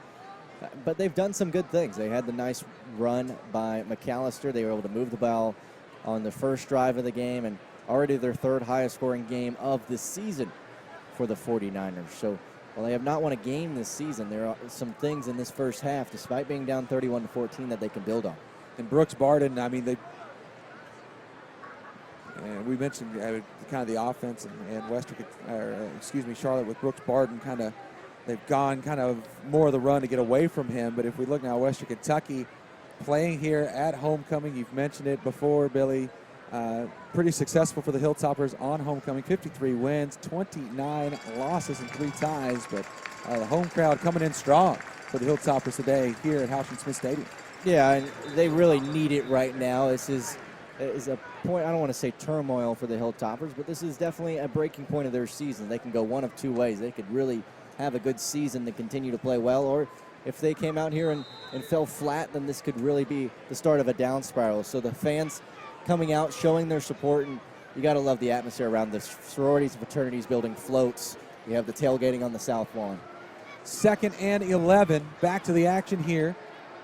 Ball on the 24-yard line. Here comes the snap. Barden looking to throw on the right side. Makes the completion up to the 29, well, up to the 30-yard line on that one. A 6-yard gain on the passing play. Short pass will bring up 3rd and manageable now. Much more plays available in the playbook. West Kentucky just kind of letting them have that. They'll tackle before the sticks. 3rd and 5. Charlotte could really use some first downs here. Keep their defense off the field. Let them get some rest here. And Western offense has been out there for a good portion of this game. So the 49ers could use a first down here. They're going to hand it up to McAllister, and they are not going to get that first down as Western Kentucky finding McAllister quickly and limiting the run for the running back. Yeah, and besides an early run in this game by Brooks Barden, the quarterback, he really hasn't been a threat to run. So the Hilltoppers have been able to collapse on the read option, go for the running back immediately, and that time they were able to hold him to a gain of 1 or not even a yard. So it'll bring up 4th down and the punt squad out for the 49ers. The punter is Arthur Hart. Back to receive for Western Kentucky is Nicarius Fant. Hart punted it high the last time, and Fant called for a fair catch, and he'll call for a fair catch again on this one, and makes the catch at the 31-yard line. So they flip the field here. Western Kentucky will take over on their own 31 with just over 6 minutes remaining here in the first half. And Western Kentucky put up points on each drive of their game so far. Yeah, and to think they're the 109th scoring offense in this league. Charlotte 127th, so not very good offenses on the field today by any means, but the Hilltoppers have been clicking. It's been Mike White. He's finding several different skill players. I mean, we could go down the list of all the guys that have made an impact in this game. It started with some good, consistent running, and now we're seeing a wide-open playbook and a confident offense. 1st and 10, ball on the 31-yard line. Here comes the snap. We're going to hand off to Baker, running to the left side. It's pulled down from behind, and a flag coming out at the end of that run is Baker pulled back by the collar. Yeah, spun around, and those are the tackles that make your neck hurt. Quentin Baker, a tough guy, but when you're swung around like that, you got to feel for the kid. Hopped right back up. He'll check out. Personal foul. Face mask, defense, number 52. Face mask. 15-yard penalty, added to the end of the play. Automatic, first down. So face mask will make it an automatic first down and move the ball down. Furby comes in at running back to replace Baker. The Hilltoppers now get the ball into 49er territory once again. 1st and 10 on the Charlotte 48-yard line. Receiver on each side, 2 running backs in the backfield for the Hilltoppers. Fake the handoff to Furby. Flag out at the early part of this play, and they're going to dump it off to Furby. Running up the middle. Gets the first down across the 40 down to the 30-yard line. So Western Kentucky picking up a good chunk of yards, but we'll see if it stands with the flag coming out. Correct call there by Mike to check down. Found Furby, who was able to make something happen. Illegal motion, offense, number 2. 5-yard penalty, replay, first down. Fortunately, the play is for naught. Illegal motion called against the Hilltoppers, brings it back, and will make it 1st and 15. Back on the Western Kentucky 47. The Hilltoppers traveled to El Paso last week to play a winless UTEP team, and you could say they kind of overlooked them a little bit. Barely got the win, 15-14. They have definitely done the opposite versus Charlotte. Charlotte hasn't won a game so far this season yet, but they have come out. They've had a game plan. Their game plan has worked very well. They've executed very well, and it seems like they're really enjoying themselves out there. Here comes the snap. They're going to hand off to Furby again between the tackles. Gets out to the second level and will move into 49er territory to the Charlotte 41. And when he's coming at you with a full head of steam, you better watch out because he will lower the shoulder and bring the boom. Nearing the 5-minute mark here in the first half. Western Kentucky leading 31-14. It's 2nd and 3. Here comes the snap. Taking the handoff is White, dropping back. Off the back foot, finds Yelder in the flat, and it'll be a first down across the 30, down to the 29-yard line. Back to what you know, Joe, the short crossing routes able to open up now that the secondary has been backed up due to the deep threat of Mike White in this offense, and Deion Yelder continuing to shine in this offense. Shoulder pad popped out a little bit. They'll fix that and get back to the action here. Yelder stays out there as the slot receiver on the left side. 2 to the left, 2 to the right. 1st and 10 on the 28. Here comes the snap and hand off to Baker. He'll pick up some yards before running out of bounds. That time, Drew Eccles, the backup quarterback, in on the play as he'll sub right back out for Mike White. He's getting everybody a turn out here today, He's practiced that handoff quite a few times. Mike Sanford really liked what he saw, and they decided to throw him out there for a play. 2nd and 2, pickup of 8 from Baker. Stays out there, running back. Here comes the snap. White dropping back, looking to throw up the middle. Catch is made inside the 10. Again, Eccles looper. Gets the Hilltoppers in the red zone again. Western Kentucky knocking on the door. He was able to find some space in the middle of the field. He sat down. White able to find him, and that ball was actually tipped. Eccles looper still have the coordination to be able to bring that one down. This will be 1st and goal. Ball on the 9-yard line. Two tight ends shift over to the left side. Here comes the snap, the pitch back, and they'll hand off to Fant again, running on the sweep. Just trying to find an opening to let it fly, and he's going to throw it out of bounds. It'll be incomplete. Fant hit as he threw it. Just couldn't find the time to set the feet on that play, Billy. And if you got the pulse of the Hilltopper Nation coming into this game, they are begging for plays like that. When you have so many years of Jeff Brom, who makes the flea flicker look so easy in the double reverses, that is a very welcome sight for Hilltopper fans. And while it may not have worked on that play, it's still only the player who receives and controls the snap throughout the down can legally ground a pass. Therefore, intentional grounding, offense, number 1.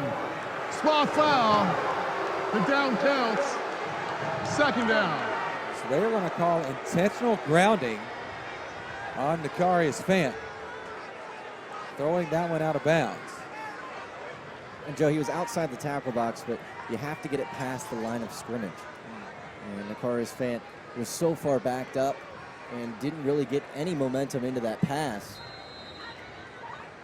As we watch the replay here. And Fant dropped it back all the way to the 30 before letting it fly. Right near the tackle box. He got that really close to that yard marker for the line of scrimmage. He was right there at it. But it is intentional grounding. And now it's 2nd and goal back on the 30. Big loss of yards there for Western Kentucky. Here comes the snap. White dropping back, looking to throw. Goes to his left. Catch is made by Dean. Gets it back inside the 20. The Hilltoppers facing some adversity on these last 2 drives. On the plus side of the 50, you had the drop by Eccles Looper, and now that grounding penalty that backs him up again. Getting a little bit closer, though. Good chunk of change on that play. Sets it up at the 20. It's 3rd and goal. So picked up 10 on that one. 2 receivers on each side again for White in the gun. Here comes the snap. White looking to his right this time. A little pressure goes to his left, and the catch made by Nakarius Fant. They'll pick up a few as he couldn't shake the initial tackler. Pretty good coverage by Charlotte on that play. Mike lucky to complete it to Fan on the left side, and they did enough. They got 2 completions in a row after the penalty, and they're giving their kicker a great chance to put some more points on the board. We cannot overstate how important points are at any point of the game, no matter how many points you are leading by. Ryan Nuss back out there to try to field goal. Nice snag by Fant to set it up.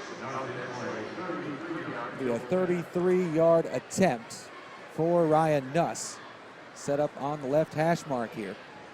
Here comes the snap. The kick is away. And this one is no good. Going off to the left side. Nuss not able to put it through. Well, the offense did everything right to give him an opportunity. He made a longer one earlier in this quarter, but Nuss lets one get away from him And so that is the first drive for Western Kentucky that has not resulted in points. But Western Kentucky still leading this one 31-14, 2:07 remaining in the second quarter. We'll see if Charlotte maybe can get a little pickup of energy after getting a stop. And they need it. They need it, Joe. They need some points before halftime. They will get the ball first, or get the ball coming out of the break. Barden fakes some handoffs and then makes a throw, and that one, the receiver got all kinds of twisted, and it's incomplete. A really poor throw there by Barden. He had his man wide open, threw it behind him. Would have been a big play and exactly what the 49ers needed there. Looking for the tight end, Phillips, who was wide open, as you said, Billy, but just couldn't quite find the placement of the ball from Barden. And it was a nice fake. There was 2 misdirections there that really froze the linebackers for Western Kentucky. 2nd and 10, ball on the 20-yard line. Barden takes a snap. He'll hand it off this time to McAllister going up the right side. Pretty good blocking in front of him, and he'll get up to the 29-yard line. 9-yard carry for McAllister. When you have 2 pulling linemen in front of you, it seems like you can go for a mile with those hogwarts in front of you. McAllister running well today. I've been impressed with him. Final 100 seconds of the half, and they're going to hand out to McAllister again, but the Hilltopper defense finds him in the backfield. No gain on the play. Western Kentucky going to use a timeout here to stop the clock. 90 seconds remain, and it's 4th down. So Western Kentucky, it will be 30 seconds. Going to be getting the ball back here with 1 timeout and 90 seconds on the clock, Billy. And a really missed opportunity there for Charlotte. They tried to be cute, tried to go a little quick, try to catch Western Kentucky off guard, but they were ready for it. That defensive line able to collapse in. And now the defense has again done their thing. Besides an opening drive where Charlotte was able to move the ball down the field, and 1 play where McAllister was able to get free on a 3rd down, this Western Kentucky defense has been up to the task.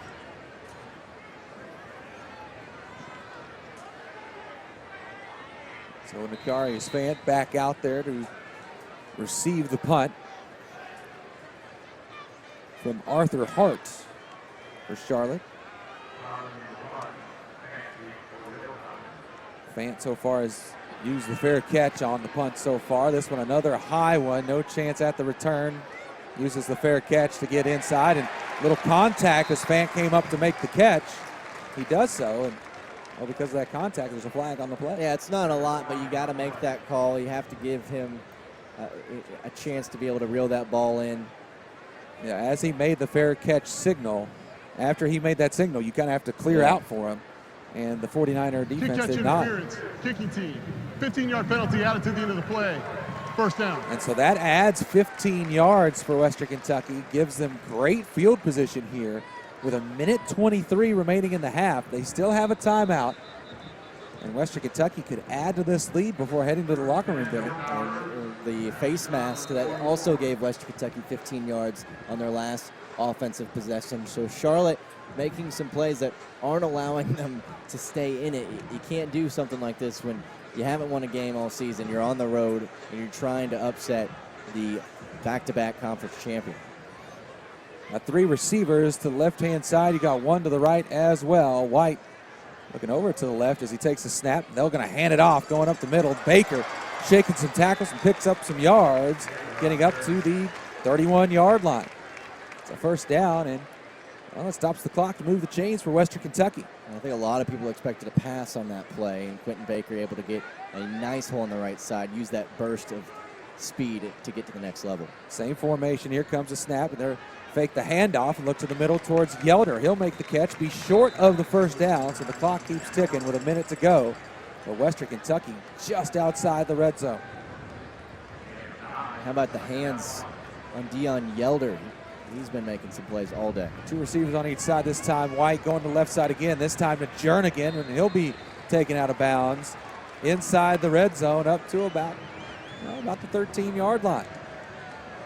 And another 1st down for Western Kentucky. Moving the ball well, runs and passes. Short passing working out right now in this 2-minute offense. 44 seconds on the clock. 2 receivers on each side. 1st and 10. Here comes the snap. White looking for Fant. Makes the catch. And he holds on. Touchdown, Western Kentucky. Mike White to Nakarius Fant from 13 yards out. And we talk about all the new weapons the Hilltopper have.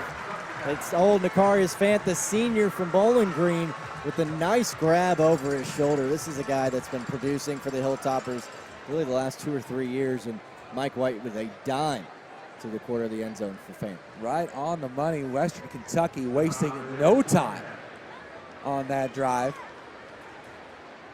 They had a minute 23. They leave 39 on the clock. The extra point is up, and it is good. That makes the score Western Kentucky 38, Charlotte 14. This second quarter has just been packed with action for the Western Kentucky Hilltops. And opponents are averaging 31 points per game against Charlotte, so this isn't just a bad Charlotte defense. Western Kentucky's offense is executing on many different facets right now. The tight ends are playing well. Mike White, besides a few throws here and there, are hitting his spots, and it just seems like the skill players for the Hilltoppers are a little bit quicker than the defense for Charlotte. In 38-14 your score. 39 seconds left in the second quarter. And Mike White, how about the day that Mike White is having? He's pretty much been in on every touchdown for Western Kentucky with 4 touchdown passes, and a run as well. He's showing why he's getting so much hype around college football. This kickoff going to go deep into the end zone, and that will be a touchback.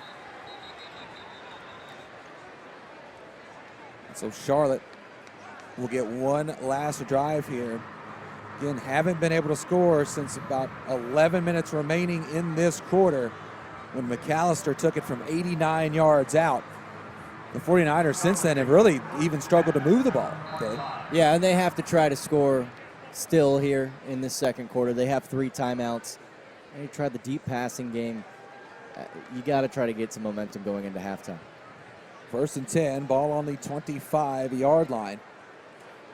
The receiver to the right, everyone else is kind of bunched up in the backfield. They're going to hand off to McAllister, and Western Kentucky eats it up in the backfield.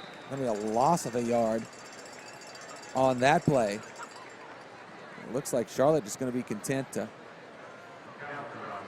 just let the clock run out. 49ers in no hurry here to run this offense. And they could just let it run and take it to the half. Don't understand that when you're down 24 and 3 timeouts. You don't get those back, Joe. You don't take them with you. And the 49ers are just going to let the time run out. Final seconds going to tick down. Western Kentucky taking a significant lead into the locker room as the Hilltoppers lead 38-14 here at homecoming in Bowling Green, Kentucky. We'll step aside for a break and be back with our halftime report here on Flow Sports.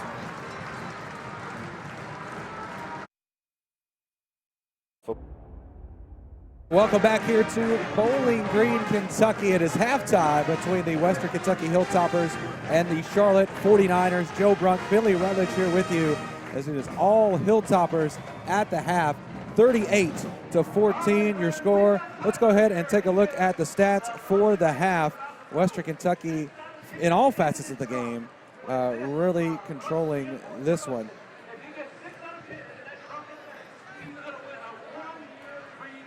And the stat that really stands out to me, Billy, is the first downs. Western Kentucky 23 first downs in the first half compared to Charlotte's 5, and that has led to a significant time advantage for the Hilltoppers in time of possession. Yeah, I was going to say that. They have over 7 minutes more of time of possession. That 23-5 first down marker. Only 23 yards passing for Charlotte in this game compared to 312 for Western Kentucky.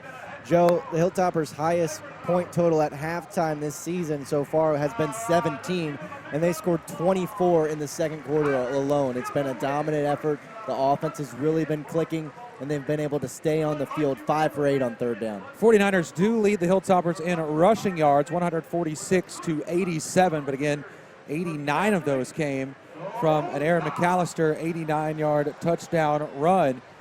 Other than that, it really has been a really good performance by the Western Kentucky defense, and it's because of that defense that, well, Charlotte just hasn't been able to get any kind of momentum, and the Hilltoppers were able to really rack up those points in the second quarter. Yeah, the offense has done well. Dion Yelder, 7 catches, 92 yards, and a touchdown. Eccles Looper getting in on the action with 4 catches, 39 yards. And looking at Charlotte, Barden, the quarterback, only 3 completed passes in this game, with a long for 9 yards. So Charlotte getting a little bit of what the Hilltoppers offense has been having trouble the last few weeks and just not being to find any deep passing game. Let's go ahead and take a look at the highlights for the first half. And as we mentioned, Billy, throughout the game, the Hilltoppers getting it started with the run. DeAndre Furby just rumbling up the middle for the Hilltoppers to pick up a first down, much to the crowd's delight. And that would open up things for the pass. White scrambling a little bit, looking up the middle. There's the first touchdown of the game right there, finding the tight end in Dion Yelder. But Charlotte would answer and look to bring it back the other way, but Western Kentucky with some big tackles as well. Charlotte would go ahead to score on that first drive, and Western Kentucky still kind of standing in the way there. Big tackles from the Hilltoppers, and that's what we were saying. Big stops by the defense, but McAllister finding an opening here, first going to the right, then to the left, finds his way in for the first score for the 49ers. McAllister really the bright spot for the 49ers today, but, well, the offense has just been solid for Western Kentucky. Big play downfield there from White.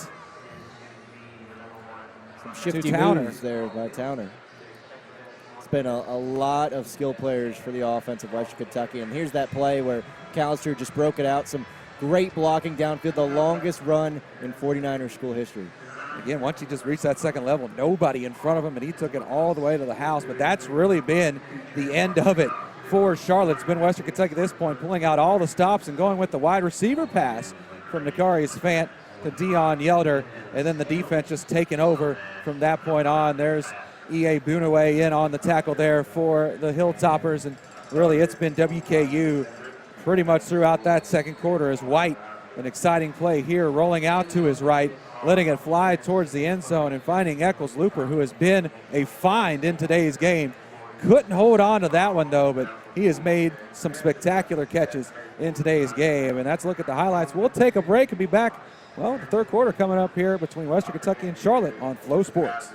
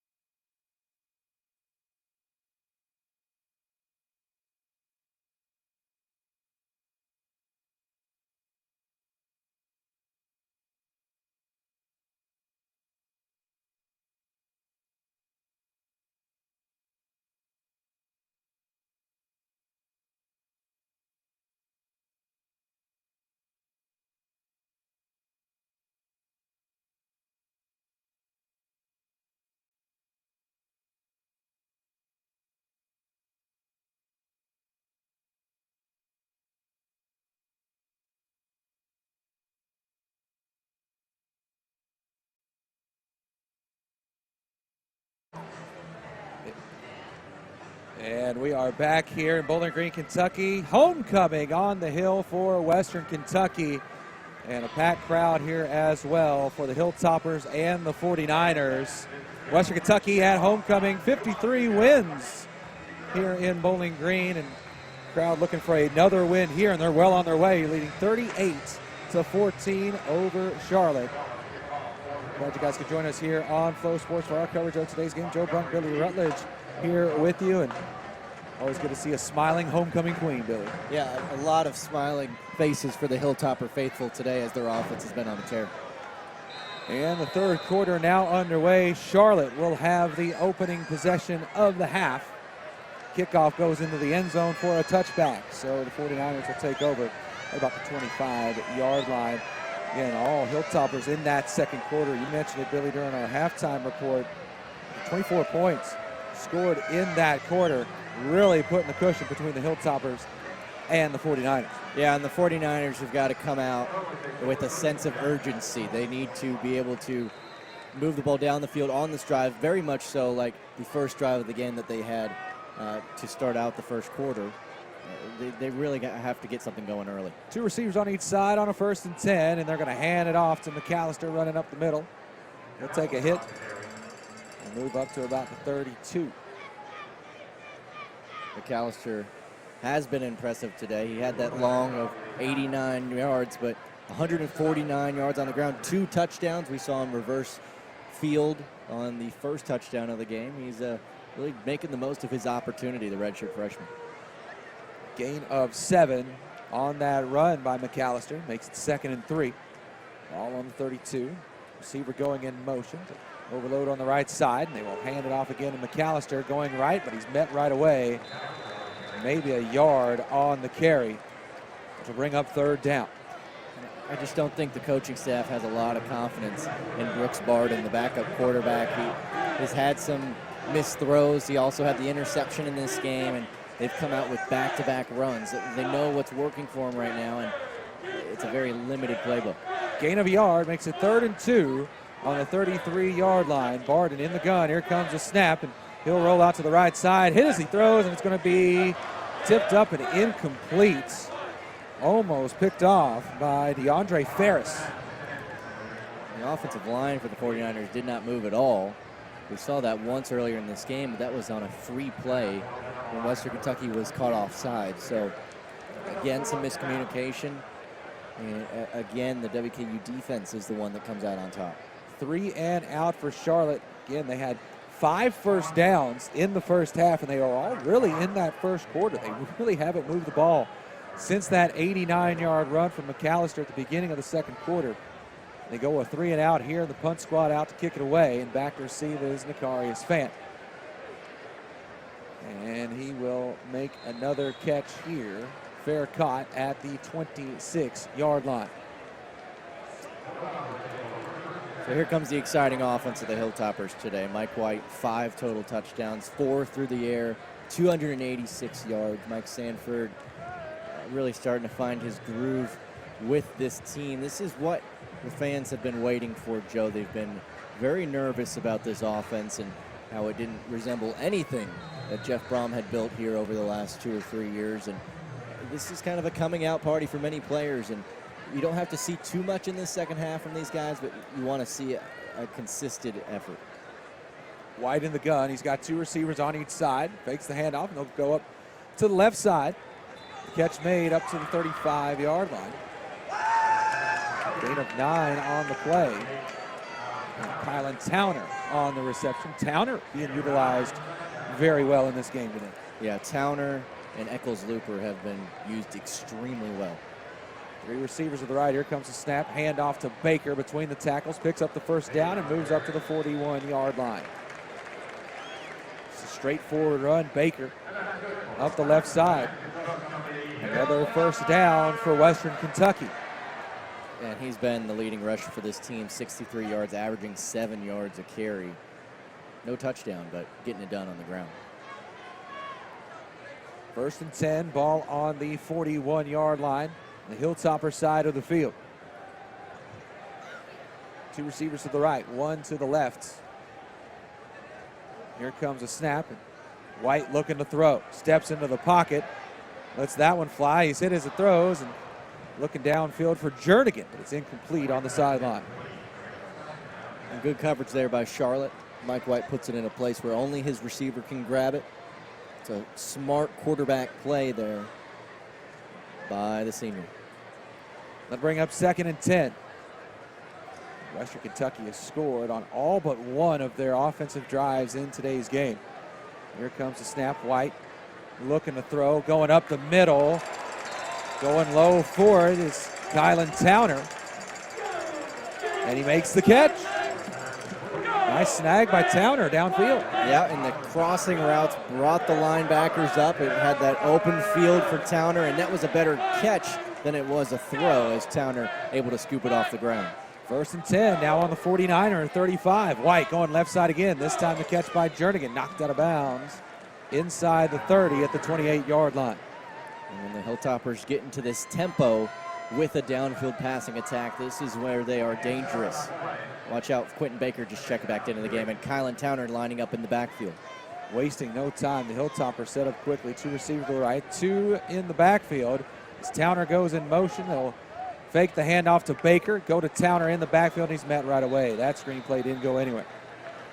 And we've seen that look a few times in this game where Towner swings out wide, and they usually hand it off to the running back. That time, Mike has the option to keep it and pass, but I think he could have gained a few more yards if Mike just kept it himself. It'll make it 3rd and 4. Western Kentucky needing to get up to the 25-yard line in order to keep this drive alive. Eccles Looper, receiver on the right-hand side. Nakarius Fant there with them. Now he'll shift to the left. 3 receivers left, 1 to the right.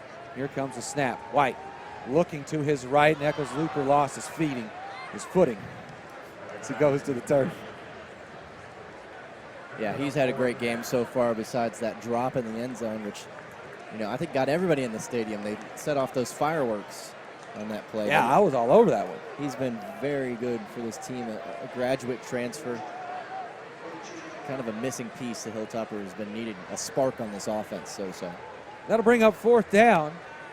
Offense staying out there. They're going to go for it here on 4th and 4. 2 receivers to the left. Fant going in motion from the backfield. And White stepping in, looking up, and the pass deflected. It will be incomplete. Turnover on downs. He was looking for Towner. Or no, excuse me, that is not Towner. That is Xavier Lane. And a good play by the defender for the 49ers to get that pass break up. Not sure why they're going for it. They are in field goal range, but they have that confidence in their offense now, and they feel like they can pick up those yards. That's something that this team has not had in the past few weeks. And we're going to go ahead and step aside for a quick break. Western Kentucky 38, Charlotte 14 here in the 3rd quarter on Flow Sports.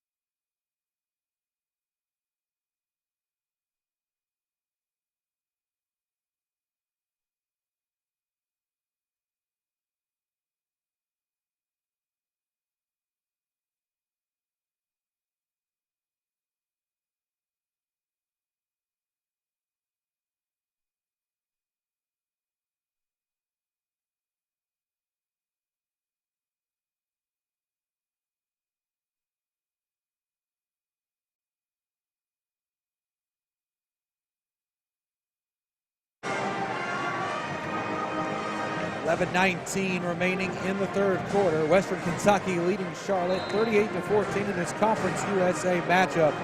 Thank you guys for joining us here on Flow Sports. Joe Brunt, Billy Rutledge here with you. 49ers forcing a turnover on downs. And now take over on offense.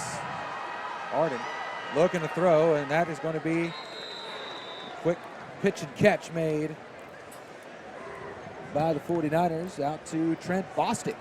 And when you have a quarterback that's struggling to throw the ball, you see the offensive linemen all go for the chop block immediately there. They give Barden a little bit of extra time on a 3-step drop, and he's able to find his man on the side.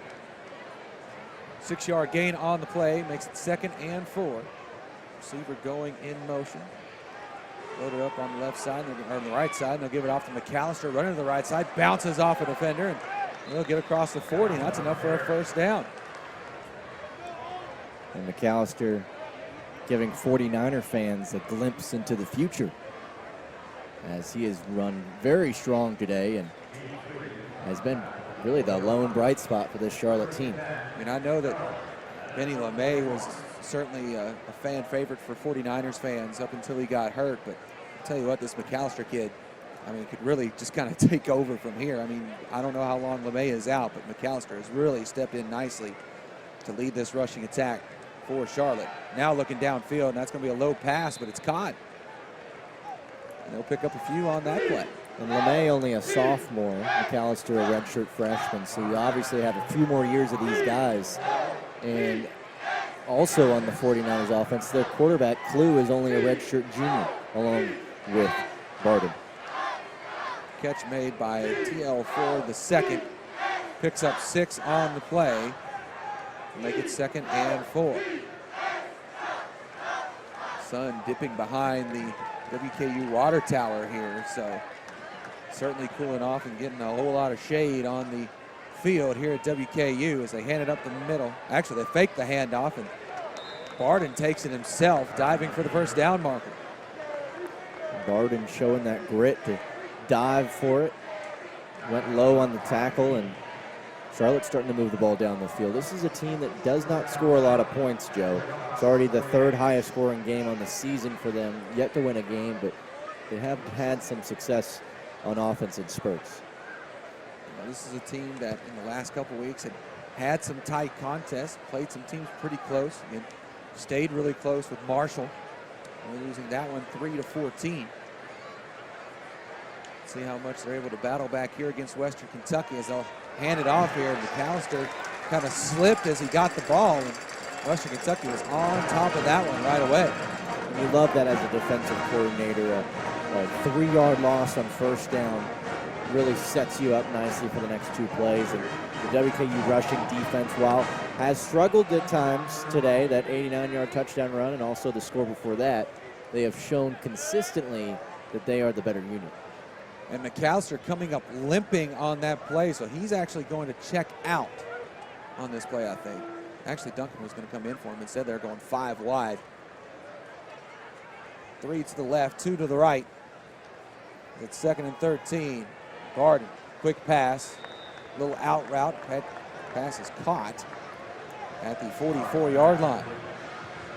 So Charlotte going with quick hits, trying to get Barden a little more comfortable running this offense here. Yeah, much shorter passing. They're not trying to have Barden go to 2 or 3 different reads. It's just your first read, a little throw to the out, or a button hook coming back.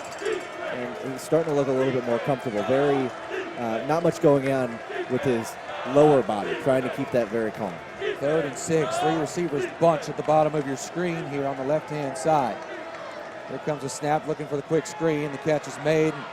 Big yards gained by the 49ers, picking up another first down. Tell you what, the Charlotte receivers don't have a lot of catches, but I've been impressed by their blocking downfield. They have consistently gotten holes open for skill players. And that time, again, a quick screen, not doing too much with Barden and allowing these receivers to get some blocks downfield. Quattlebaum with the reception for Charlotte. 1st and 10 on the Hilltopper 30. Here comes a snap, and they're going to fake the handoff, and Barden is going to take off again, spinning from a defender and getting to the 25. A 5-yard gain on the QB keeper. Tell you what, Barden is not scared to get hit either. He is not sliding, diving for all the yards that he can, and that time he could have had a shot to his back, spinning away from the 2 defenders. That makes it 2nd and 5. Barden really taking much more ownership of this offense here on this drive. A couple carries of his own. 3 receivers to the left. Here comes the snap, and Barden looking to his right. It's going to be incomplete. Pass behind his intended target. Yeah, he looks a little bit more in control. He missed the pass there. But this is kind of what Charlotte needed from the beginning. They needed their junior quarterback, who has had all the touchdowns on the season so far in Clue, and when he's a late scratch to this game, it really affected, people's expectations. Two receivers to the left, one to the right. It's 3rd and 5 on the Hilltopper 25-yard line. Barden making the adjustment. Hilltopper really crowding the line. Here comes the snap, and Barden going to have to go on the run. Gets away from a diving defender and throws it. Makes the catch in at the 15. And a flag coming in at the end of the play.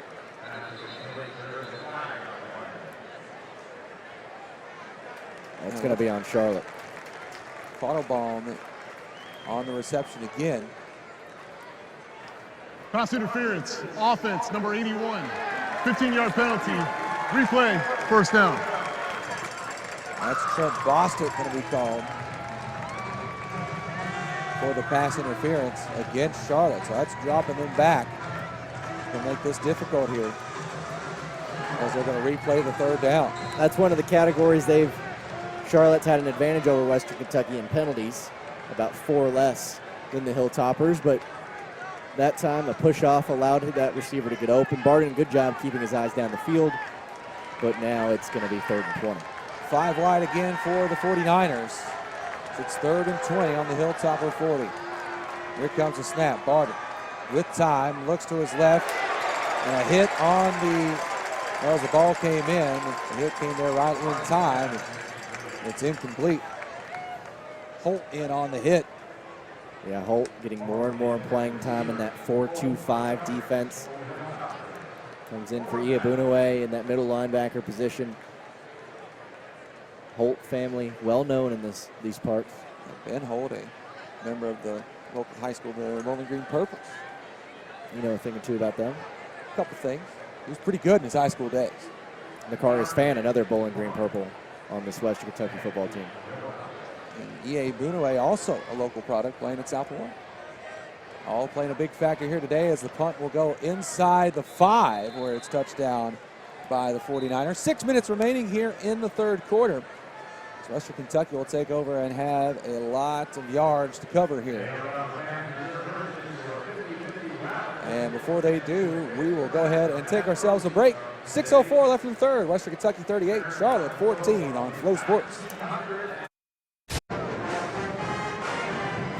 Late in the 3rd quarter, Western Kentucky leading Charlotte 38-14 here on Flow Sports. Joe Brunk, Billy Rutledge here with you on the campus of Western Kentucky University. And the Hilltoppers taking over after a punt pins them down inside the 5. They're down on the 4-yard line. Their last drive ended on a turnover on downs. Yeah, their worst field position of the drive. Let's see if they try to take some time off the clock. And they'll start with a run by Jakari Moses up the middle, picking up a few yards and getting some space for the offense away from their own end zone here. There's a flag on the play. Let's see what the call is here. It's right in the middle of all the action. Again, Moses running between the tackles. Personal foul, face mask, defense, number 93. 15-yard penalty added to the end of the play. Automatic, first down.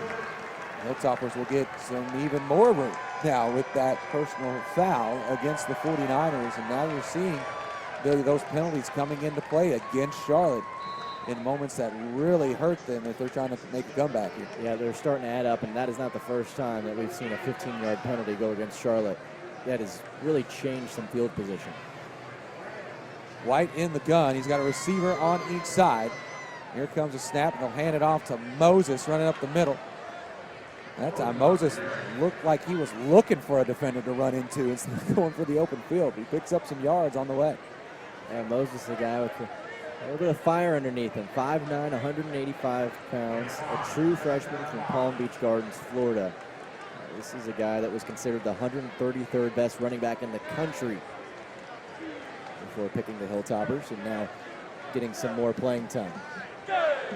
Picked up 5 on that last run. We'll make it 2nd and 5. 3 receivers bunched at the top of your screen there. Here comes the snap, and Moses going to run it again, gaining a couple on the carry.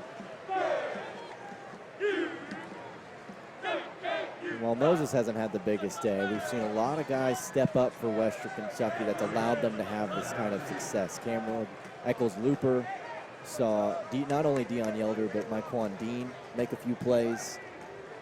Even Kylan Towner making more of an impact, not just in the return game. So it's not just that the offense is playing well, is that they're having guys that are making plays, and that's a big difference from what you've seen from some other WKU games earlier this season. Two receivers shift to the left side before the snap. White having to go on the run, throws before he's hit, and it's going to be incomplete.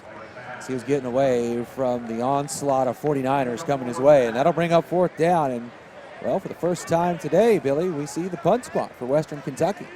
Yeah, and we're going to see Jake Collins, a guy who has solidified himself as one of the better punters to ever come into this program for Western Kentucky. Back to receive for the 49ers, you've got Nate Mullen, redshirt sophomore.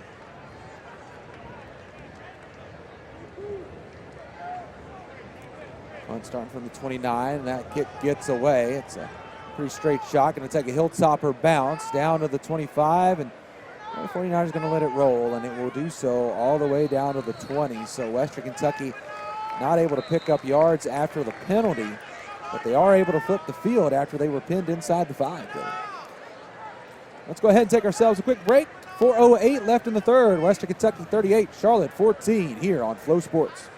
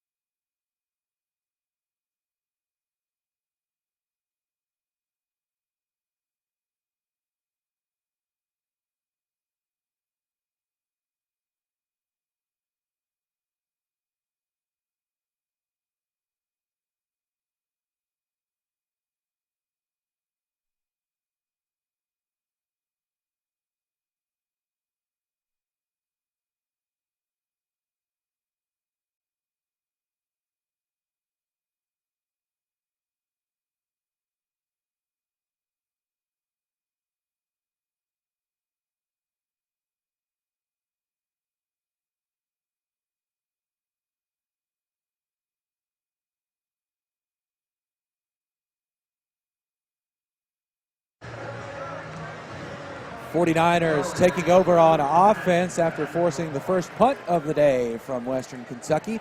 4:08 left here in the third quarter.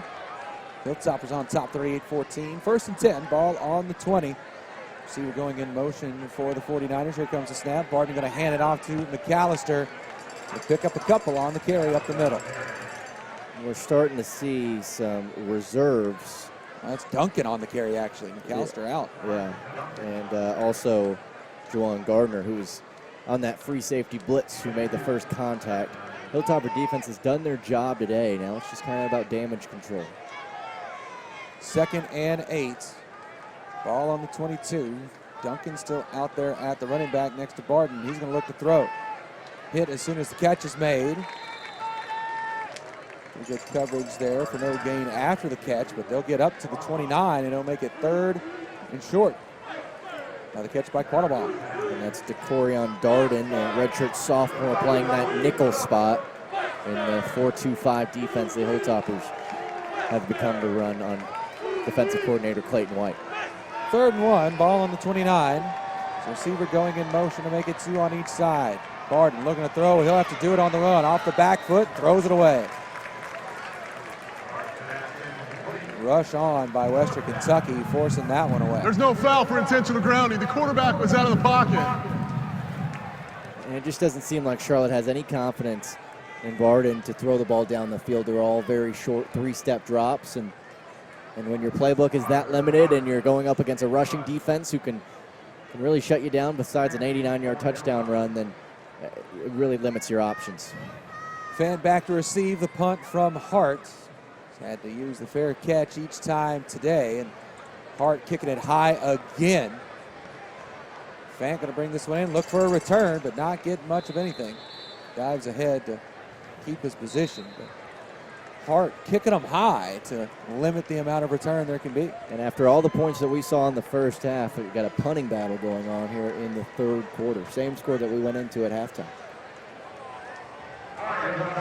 Both teams struggling to find their footing after the halftime break. And kind of interesting because I thought that Charlotte had actually made some changes that really started to get Barden more involved in the offense, and they started to move the ball some, but Western Kentucky making some stops. Meanwhile, the Hilltoppers have kind of hit up a wall here from their offense side and haven't really been able to move the ball a whole lot here in the third.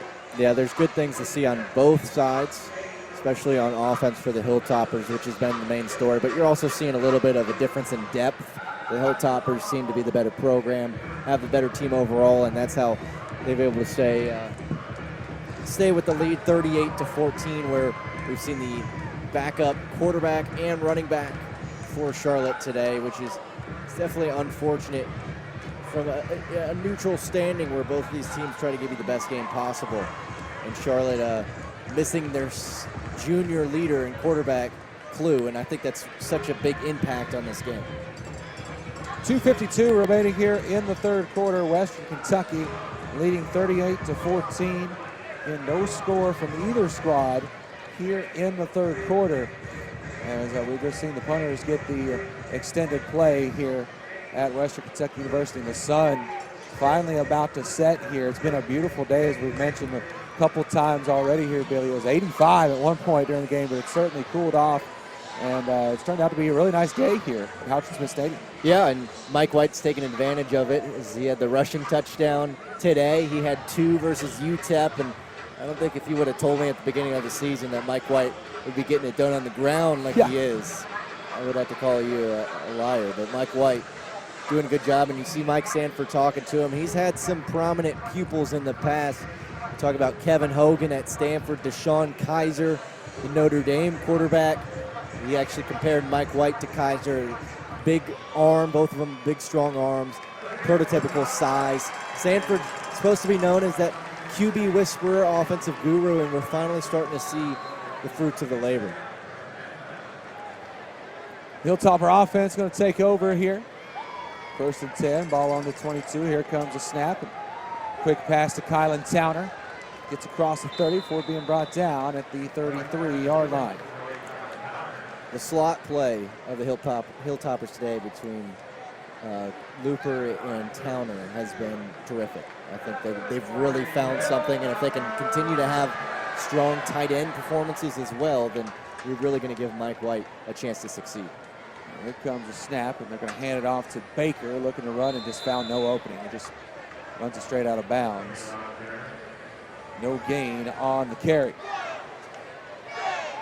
Just ran to the right side, and nothing opened up for him. He didn't really turn it up either. He just was committed to ending the play there. As Quentin Baker has been the best rusher for the Hilltoppers today.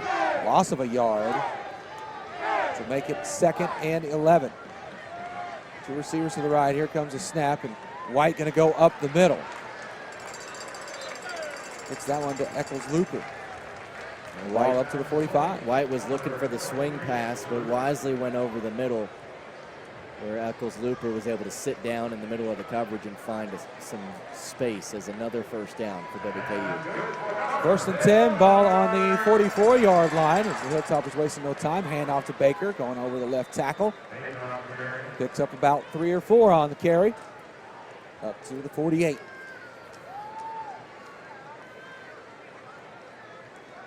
Hilltoppers just going straight forward now. As you mentioned, Billy, it's all about the damage control at this point with the big lead that you've got right now. Here comes snap. White dropping back, has some time, and he'll check down to Baker, picking up a few and getting into 49er territory up to the 49-yard line. And the Hilltoppers not really changing their offense, still going no huddle, still going with that tempo, and still a lot of short passing routes. And, you know, that's the mentality that we've been looking for from them, Joe, keeping their foot on the pedal.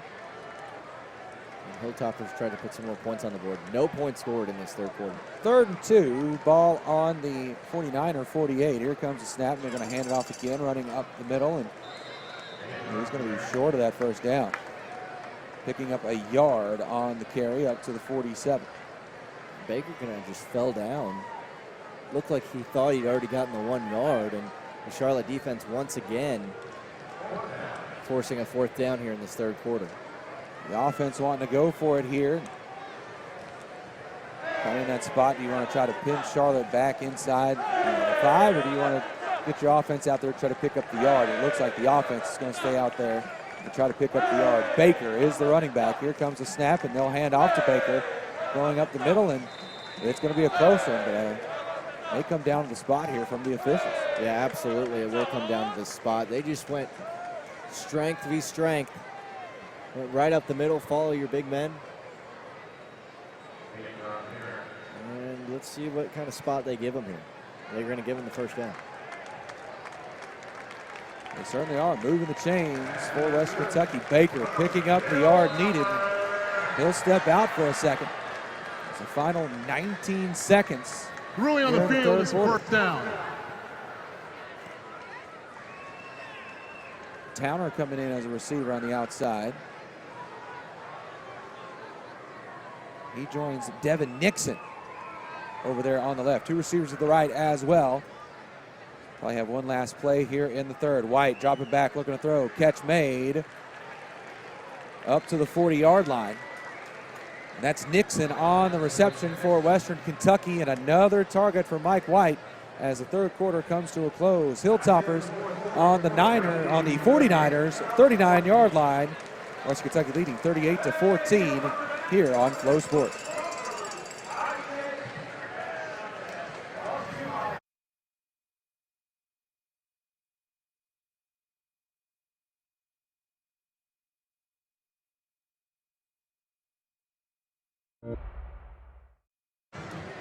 Start of the fourth quarter here in Bowling Green, Kentucky. Western Kentucky, the Hilltoppers leading 38-14 over the Charlotte 49ers. Joe Brunk, Billy Rutledge here with you on Flow Sports.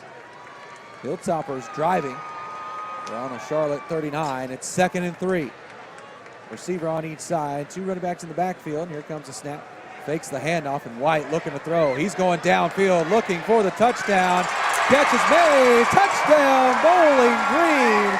The reception made by Jaquez Sloan. Add him to the list, Joe, as skill players making plays for the tops. It was a nice stutter step, burned the corner, and a perfect throw by Mike White. I mean, we could go on for days about the types of players, the different types of guys making plays for the Hilltoppers today. How about a way to start off After the play, unsportsmanlike conduct. the fourth Offense, quarter? Number 2, 15-yard penalty will be enforced on the kickoff. That's number 2's first unsportsmanlike conduct penalty. Sloan called for unsportsmanlike conduct. Was it that bad, though? Was the shimmy I mean, worth the penalty? just showing some moves, man. If I get in the end zone, I'm dancing, Joe. Oh, yeah. And it's probably his first touchdown of his college career. Another weapon added to Mike White's arsenal. And the extra point is good, making the score Western Kentucky 45, Charlotte 14. All Hilltoppers here. Go ahead and take another break. Watching the Hilltoppers and the 49ers here on Flow Sports.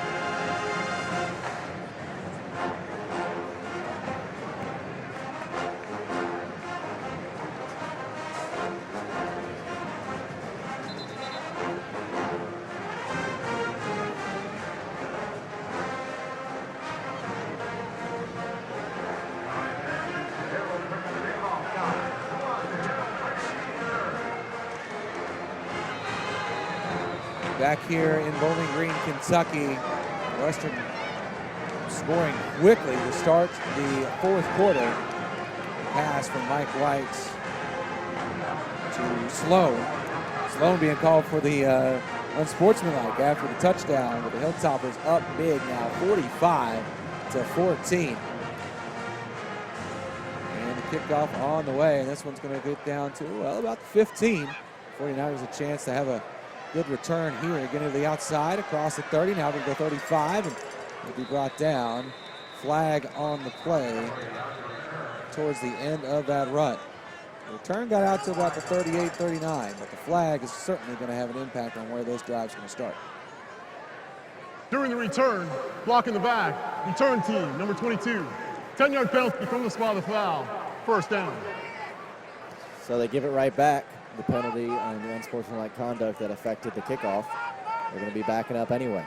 But 31 unanswered points now by the Hilltoppers. It's been the Mike White show. Just under 400 yards passing, 5 TDs through the air, and 1 through the ground. And Joe, we had to double check during the break, but Mike White only came in with 2 passing touchdowns through the air in 2017, and today he's got 5. Certainly starting to build back up that resume that he certainly was building last year. Getting back into the rhythm with it here against Charlotte. Little run by the 49ers. Western picks it up pretty quickly. Gain of 1 on the carry. And something to note on this Western Kentucky defense, we've mentioned it a few times, but this switch to a 4-2-5 has really sparked the improved play of the WKU defense. When Nick Holt was the defensive coordinator, they really went through some struggles and relied on the offense to win them games, and now it seems to have flipped. This time we're going to hand it off again. Another run by Charlotte. Duncan on the carry again. And, we mentioned it a little bit that McAllister came up limping there late in the third quarter. Since that point, it's been Duncan carrying the rock for the 49ers. And they've really been hit with the injury bug. We even saw with the ambulance that came onto the field earlier in this game, that was their middle linebacker, Carrington King, who is the all-time leading tackler for this program. Quick throw here to the flat. Western on top of it, couldn't quite shake the tacklers. Puddlebaum on the catch. It's going to be a fourth down. Well, the punt squad going to come back out for Charlotte. And Western Kentucky going to get the ball back here early in the fourth quarter. Well, they've been doing that all game, Joe. I mean, they've probably had more passes right on the line of scrimmage than past it. I mean, Western Kentucky defense should not be surprised by what Charlotte's going to do, and that's some runs out of the shotgun and quick passes like that. Hart back on their own 10-yard line here to punt this one away. Fant back to receive, and another high kick for Hart. Fant looking to return this one. He'll get a few yards, and then he gets driven back a little bit, so not much of a return on this one either for Nakarius Fant. Western Kentucky put decent field position up to the 37, 36-yard line. And now we're near the point where does Mike White come back into this game? Because it seems like the result is intact, and the only thing that can happen from here is something that would cost long-term health. But as of now, it seems like everybody on the Hilltoppers are clicking, and no matter who's at quarterback, I think they would be able to find some success. It looks like we're going to get another quarterback here. Drew Eccles is out there for Western Kentucky. 3 receivers to the left for Eccles, 1 to the right, and here comes a snap. Fake the handoff, and Eccles going to take it himself. Shakes 1 tackle, almost shake the second. Diving for the first down, picks up 10 on the carry. And now, while White can find the end zone on the rushing attack, Eccles looks to have a little bit more speed. A 6'3", 215-pound redshirt junior from Daytona, Florida. 2 receivers stacked at the bottom of your screen. Here comes the snap, and this time they're going to hand it off. And that's Marquez Trigg on the carry. Trigg got the start, but we probably said his name the least out of all the running backs for Western. Yeah, surprising. A local guy from Glasgow, Kentucky, who you just have all 4 primary backs for the Hilltoppers healthy at the same time. And that's not even including Leon Allen, who knows if he'll ever play a down of football again. Three receivers to the left. Here comes the snap. Eccles going to his right. Quick screen pass. Trigg with the catch, picks up a few on the completion. You know, Eckel has appeared in 2 games this season. He also completed that 2-point conversion attempt against UTEP last week in the first quarter to Yelder, which was eventually the one that got him over the top. So Sanford getting Eccles in the game is a little bit so far this season. Receiver going in motion now. Eccles going to reset things. 10 seconds on the play clock.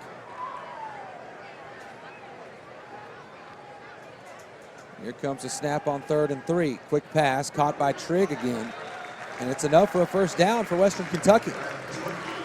You look at all these weapons, the skill position players, even the backup quarterback finding success, and you wonder how the Hilltoppers got off to such a slow start on offense. Well, you got to think players aren't always making the plays like they are today. Kylan Towner having a career day, and it seems like the system is finally clicking.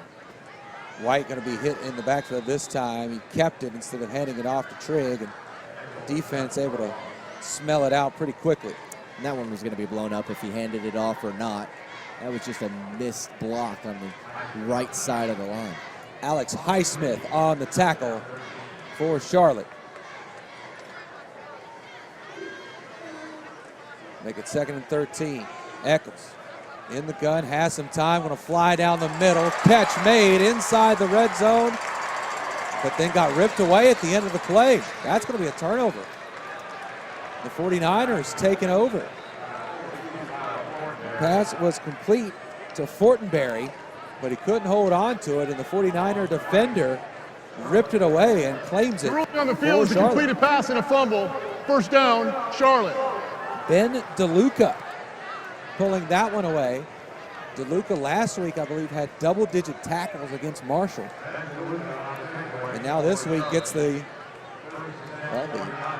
fumble recovery, I guess you'd call it, as he ripped it away from Fortenberry. Yeah, and Fortenberry, a young guy, redshirt freshman, getting some playing time at the end of this game, and it just does not complete the play, does not go to the ground. And it's something he'll get better at as he goes forward. DeLuca still fighting to the finish for this game and gets the ball back for his offense. 10-20 remaining here in the 4th quarter. Again, Western Kentucky still leading big, 45-14 here in the campus of Western Kentucky University. Again, homecoming here for Western Kentucky. And we'll go ahead and take a look at the WKU schedule as they look to be getting the win here today. So next week they'll be on the road taking on Old Dominion. Then you're at home against Florida Atlantic, which could be an interesting game. And then, the rubber meets the road, really starting with Florida Atlantic. Then you've got at Vanderbilt, at Marshall, and Middle Tennessee here at home. That 4-game stretch is going to define the Hilltopper season. Well, an FAU now with Lane Kiffin sits atop of Conference USA. Vanderbilt, the last 2 seasons have come down to the final play. And you know how much Marshall fans dislike Western Kentucky after breaking up their perfect season a couple of years ago.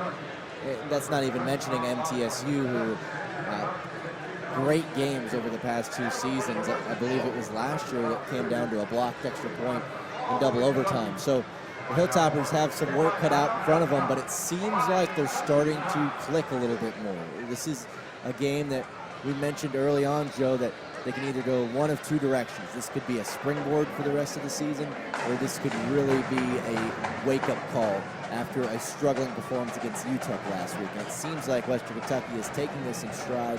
They're using this opportunity to show off some of their skill players, and they're really on the right side of this.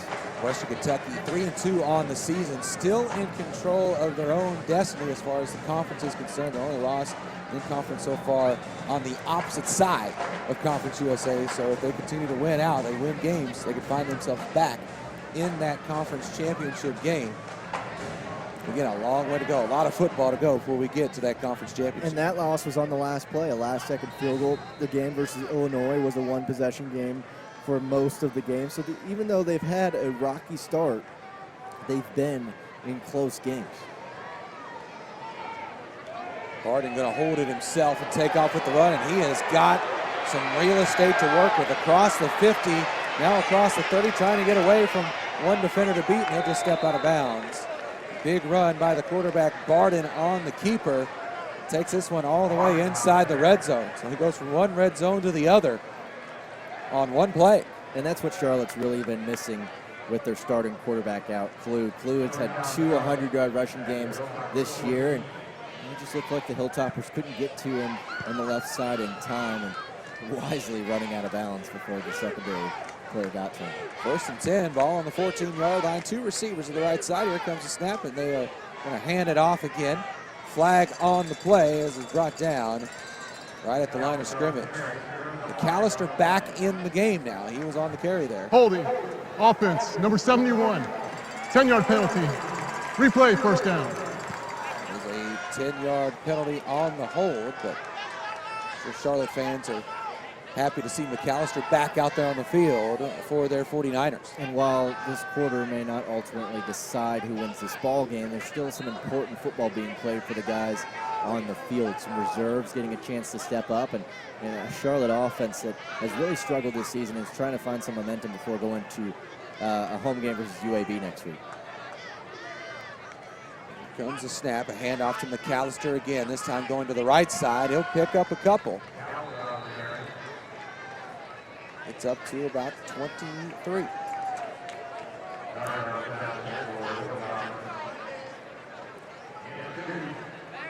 But a pretty low scoring second half.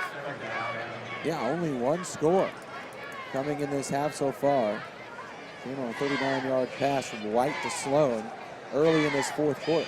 3rd quarter, no points, neither squad. 9 minutes remaining in this one. It's 2nd and 18. Here comes the snap. Hand off to McAllister, and he's met right away. Western Kentucky on top of that one. Keeping it right there at the line of scrimmage.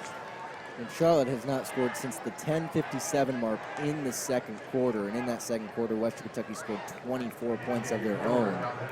So it's been a while since Charlotte has had an opportunity to put some points on the board. They've struggled in the passing attack, and the rush defense for Western Kentucky has been stout. And Charlotte got inside the red zone on this drive. Quarterback Barden running it in. Then a penalty knocked them back out, where they're now at the 22-yard line. It's 3rd and 18. 49ers need to get down to the 4-yard line. Here comes the snap. Barden looking to throw, and the scamper away from Ben Holt putting on the rush. And here comes a throw out of bounds, incomplete. I'll tell you what, Holt looked like a madman coming in there. He didn't come in at the right angle. It seemed off balance, but he's able to affect the quarterback, force him out to the outside, and the lefty has to throw it away. So that'll bring up 4th down. It looks like the 49ers are going to settle for a field goal here. Try to get some points on for their squad. It's going to be about a 40-yard attempt here for Nigel McCauley.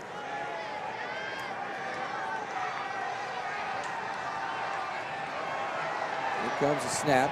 Kick is blocked. And Western Kentucky going to pick it up, and let's see if they try to run it back a little bit. They get it across the 30, but a blocked field goal here by Western Kentucky. So now the narrative is the offense executed for Western Kentucky, the defense did their job, and the special team has also come to play. Here's the replay. Hand up there, a low kick. And Holt picking it up, getting about 2 or 3 yards. But now the special teams getting in on the fun for the Hilltoppers. The snap looked clean. The kick was just low, and Hilltoppers getting a big paw on it, knocking it down. Now with 8 minutes. Let's take a look at the Charlotte schedule. We've got 8 minutes left in this one, but Charlotte going to be looking to remain winless in this season. They will be at home next week against UAB. Then they've got Old Dominion on the road, followed by Middle Tennessee, at Southern Miss, and Florida Atlantic to close out the season. So a big chunk of conference games coming their way. And, you know, this is a team that, I mean, even coming into today just has been riddled with injuries. We'll see if they get to bounce back when their bye week comes here in a couple of weeks. But just a team that just hasn't been lucky this year. And this is a program that's only in their 5th year of football. Brad Lambert, the coach for all 5 years. And Hilltopper fans don't have to look too far back to find the struggles that Charlotte's going through right now. You talk about a winless season for the Hilltoppers, really struggling there in their transition to the FBS, and this is some growing pains for Charlotte right now. They have some good young talent that's going to be staying in the system, and if they can continue to try to build momentum, and just the injuries are killer. When you get hit with that injury bug, no matter if you're an 0-6 team or a 6-0 team, it can really make a difference. You saw the Clemson quarterback be out for an injury last night or Thursday night versus Syracuse, and you saw the difference there. Yeah, absolutely, and it's just, again, young program, and like you said, good young talent. The quarterback in Clue, who's hurt right now, but has been basically the entire offense for them coming into tonight's game. I mean, he's just a junior. McAllister's just a freshman, and LeMay is a sophomore. So, like, the offensive pieces are there. It's just a matter of, can they stay healthy, and can they continue to improve as their years go along? And if they can, well, then Charlotte could quite possibly become a contender in this conference. You got to continue to buy in as well. Conference USA, there's going to be some games that you can win. They won 3 conference games last year. Here comes the snap, and they're going to get the quick pitch off. Going on the left-hand side on the sweep, and that was Jakor Pearson on the carry. Add him to the list. Again, Eccles out there running the offense for Western Kentucky, and Pearson, about the 8th or 9th receiver for Western Kentucky in today's game. Gain of 7 on the play. Eccles looking to throw, finds Pearson again, and it'll be a first down before losing his footing across the first down marker. And that's a good decision by Eccles there. Run-pass option. Could have handed it off. It looked to be full. He was able to throw it out to the side. That's kind of the quick passing game that the Hilltoppers are starting to reinvent themselves with. First down, Western Kentucky. 1st and 10 on the Hilltopper 45-yard line. Here comes snap. Eccles going to hand it off to Trigg, running up the middle, and he'll get across the 50 to the Charlotte 49-yard line.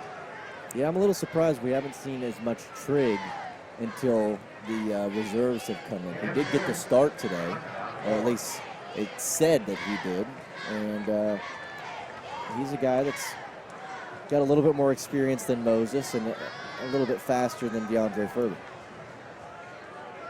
Pearson going in motion as Eccles takes a snap, and he's got Pearson open, but he's also got some targets downfield. Finds the tight end again here in, that's Fortenberry. He holds on to this one, and the Hilltoppers pick up another first down. Fortenberry, the next guy in line to be that go-to tight end for the Hilltoppers. So many in the past. Tyler Higbee now with the LA Rams. Jack Doyle. Trigg on the carry here. No room to run up the middle. He'll be stuffed at the line. Western Kentucky just running this clock down. 6 minutes remaining in this one. Hilltoppers in cruise control to another victory here in Conference USA. They'll move to 4-2 on the season. Here comes the snap. Eccles looking to throw. Finds Sloan. It hits off his hands, but Sloan able to reel it back in before hitting the ground. This is a bigger win for the Hilltoppers than just defeating a winless Charlotte conference opponent. They were on the brink of going one way or another. Really a collapse of a season, or really a springboard like we talked about. It seems like they've really owned this moment and used every opportunity given to them. I mean, you saw Western Kentucky go against the winless team last week, and it came down to really the tail end of that game, final play of the game, really, I mean, coming down to it. And, you know, they could have very well turned around and had that same kind of performance here. Incomplete pass there looking for Pearson, but they didn't do that. They came in right away, got a drive down, scored a touchdown, and the defense quickly followed suit. Next thing you know, you got yourself a big lead. And now they're starting to get some momentum for the tougher part of their schedule, because they have not had the more difficult half of their schedule yet. There's a stretch of games that we've highlighted that they're going to have some trouble with. Eccles rolling out to his left. There's going to be a flag on the play as he's brought down at the 30. It'll be a loss of 4 on that run, but a flag on the play. Holding, offense, number 68. Penalties declined. Western Kentucky turned the ball over on downs. First down, Charlotte. So it's a turnover on downs against Western Kentucky. Charlotte will take over with 5:10 remaining here in the fourth. Not much you can really do here for Charlotte. Just kind of going through the motions, trying to get some reserves and some experience. You hope you don't see another injury, as you see most of the fans starting to come out here. Again, pretty good turnout for Western Kentucky for homecoming. We had a fair amount of fans kind of hanging out near us here. Yeah, we got to go under the press box today, mingle with the common folk, you could say. No matter where you're sitting at in the stadium, it's going to be hot. It's cooled off quite nicely. Look out to the skyline here. And what a view of that. Attendance today, 16,754 for homecoming. Seems low. Yeah, I mean, certainly compared to last year. I think we had really good fan turnout last year as the Hilltoppers were putting up points after points. I wouldn't say that, Joe. But 16,000 on homecoming could be better. Most of those fans have made their way out of this one as the Hilltoppers have this one in hand. 45-14 the score, 5:10 remaining here in the fourth quarter. I mean, I really can't think of too many negatives for the Hilltoppers in this game. I mean, every facet of it besides one play in the second quarter, the 89-yard touchdown run for McAllister. And I guess that first drive is, really the Hilltoppers have not overlooked their opponent. They've come out and they've clicked on all cylinders. You know, they allowed that one big run for Barden in the fourth quarter, but then the defense answered back and kept the 49ers off the board, blocked the field goal. So even though they gave up the big play, they didn't allow any points off of it. Again, just solid turnout all around for Western Kentucky. Two receivers on each side as now the receiver shifting and going over towards the left. Here comes the snap, and they will hand it off.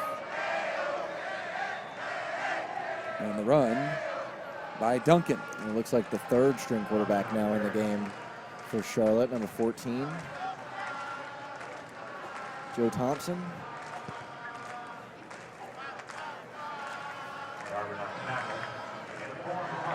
Thompson, a redshirt freshman coming out of Ashburn, Virginia. Steps into the gun now, 2nd and 6. Duncan now the backup running back in as well. Overloading on the right-hand side. They'll hand off to Duncan. Runs up the middle and met pretty quickly. Gain of 1 on the carry, which will bring up 3rd and about 5.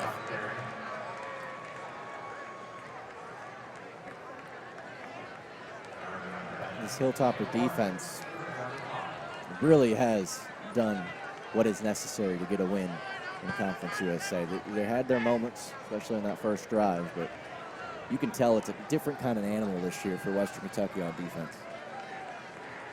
3rd and 5 here, ball on the 35-yard line. Receiver going in motion again, kind of the same formation we've seen throughout this drive, and they will hand it off.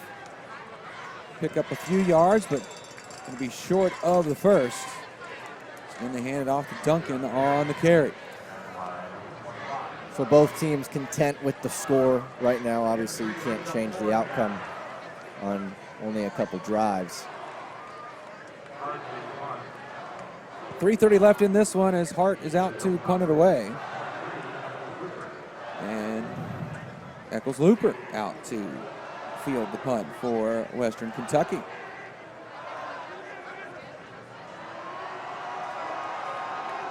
And it is a deep punt. Looper making the fair catch down around the 6-yard line. The Hilltoppers with probably just a couple of first downs here can go ahead and make this one official. 3:07 remaining here in the fourth. Both teams with 3 timeouts as well. So I don't want to say it hasn't been a competitive half of football, but the Hilltoppers have been in control, and Charlotte could not use a timeout the entire game.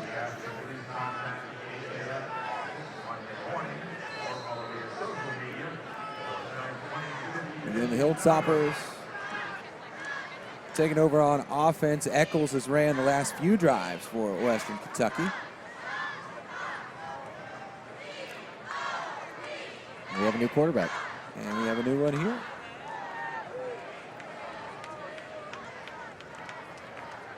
Here comes the snap, dropping back, looking to throw, and a high throw, but it's caught by Sloan, and it's Stephen Duncan out there for Western Kentucky.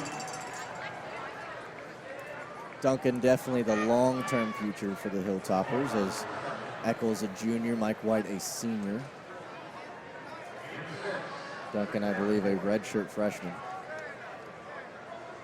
Duncan, a redshirt freshman out of Charleston, South Carolina. 2nd and 4, here comes the snap.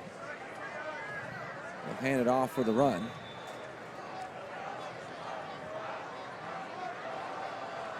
And the carry made by Hogan, Marcellus Logan on the carry for Western Kentucky. 2:15 on the clock, no gain on the run. 3rd and 4.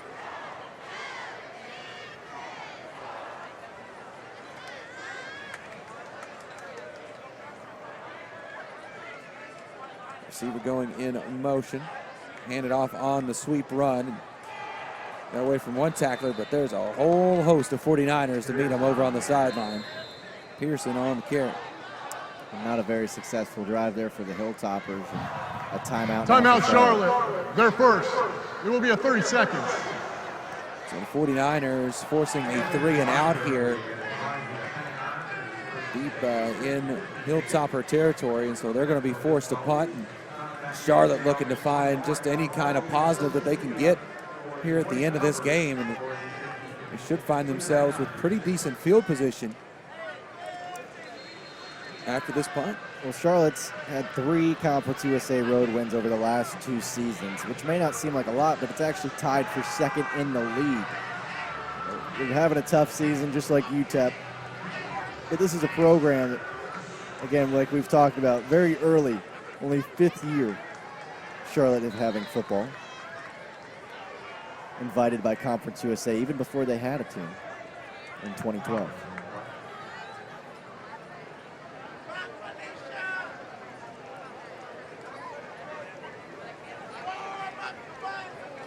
Collins on the punt. He gets this punt away from inside his own end zone. Charlotte looking to return it. Catches it at the 40, and they'll get ahead a couple more yards. Got away from the initial hit. And one Hilltopper slow to get up, but he seems to be okay. And that almost looked like it was going over Collins' head. He had the one-handed catch in the back of the end zone. So 1:39 remaining in this one. Western Kentucky going to get a win here at home on homecoming, leading 45-14. Head on the road next week, taking on Old Dominion.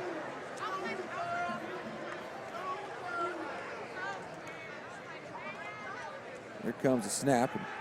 Drum back looking to throw. Trying to go to the end zone and almost picked off by Western Kentucky, but it falls incomplete.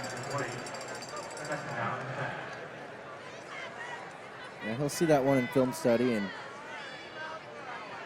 wish he had that one back. Old Dominion 0-1 in conference play, 2-3 on the season. The team that's only scored 28 points this year. So this Hilltopper defense could be another fantasy football start for you next week. There you go, 2nd and 10. Ball on the 36-yard line. Thompson, the new backup quarterback for Charlotte, going to be sacked this time by Western Kentucky. That's D'Angelo Malone on the sack. That's one thing that's been missing in this game. The Hilltoppers not very good this season and getting sacks on the quarterback. Finally able to get one there. sacks for, tied for 127th in the nation. So while this defense has been very stout, it has not come from the pass rush. Nearing the final minute of play, it'll be 3rd and 17. Ball back on the 43-yard line. The Hilltopper side of the field. Thompson in the gun, 2 receivers on each side. Thompson driving back, looking to throw, and he's going to be hit in the backfield again. Another sack for Western Kentucky. This time by Demetrius Kane. And that was a coverage check, Joe. He had a lot of time to get that ball out. The secondary is able to hold strong and allow the defenders to finally overwhelm that quarterback. And Charlotte took a timeout thinking that maybe we'll try to put some more points on the board, but now it seems like this game is got one more play left in it. They will have to get one more play. Play clock going to run out before the game clock by just a couple of seconds. But Charlotte only content to let that play clock run down, and there is 1 second remaining as the delay of game will come in. Delay of game, offense, penalties declined, still 4th down. So we'll have a final punt to wrap this one up. Echols Looper back to receive. He's already dancing back there in the backfield. Yeah, don't even try to return this. Just let it go into the end zone and bounce wherever it needs to. And Looper's not even moving. He just watches it go overhead as it touches into the end zone, and that will do it. Western Kentucky getting the win over Charlotte, 45-14. Billy, your thoughts on tonight's game? Big win for Mike Sanford and the Hilltoppers. They not only executed on offense, the defense played well when they needed to, and even the special teams got a good play in at the end. This is exactly the springboard the Hilltoppers needed going into a tough final part of the season. Meanwhile, for Charlotte, it's just injuries. It is not the season for them. They need some guys to get healthy before they can be a little bit more competitive for the rest of their season. But they have some good young talent. They can keep up with it. And I think this is a team that you'll see in a few years near the middle of the pack in Conference USA. So Western Kentucky, the defending conference champions here in Conference USA. Like you said, Billy, just performing on all facets, and that's something that we really hadn't seen from Western Kentucky this season is an overall total performance from all 3 facets of the game. The offense got everything going. Mike White getting 5 touchdowns in the air, a touchdown on the ground as well. The defense just stuffing Charlotte, only 5 first downs in the first half and not many more in the second half as well. And then special teams, blocked field goal attempt, and also just, handling the kicking game pretty confidently. All around great performance from each side of the football for Western Kentucky, and they come away with a big win. Yeah, and you could see the confidence of the Hilltoppers on the field. You saw it in the play calling as well. Mike Sanford and Junior Adams, the offensive coordinator, really opened up the playbook. We saw a pass from Nakarius Fant. We saw some deep balls down the field, and we saw some impact from some guys that usually don't have the biggest impact. Echols Looper's career high in a game this season was 2 catches. And tonight, while we don't have the final stats right in front of us, he was the guy that made the difference. And you saw him, Deion Yelder, the tight end, play a big role. This was a great effort, not by just a few Hilltoppers, but I'd say almost every single one of them. Before heading to the locker room, some of the Hilltoppers going into the stands, meeting with some of the students celebrating after this big homecoming win.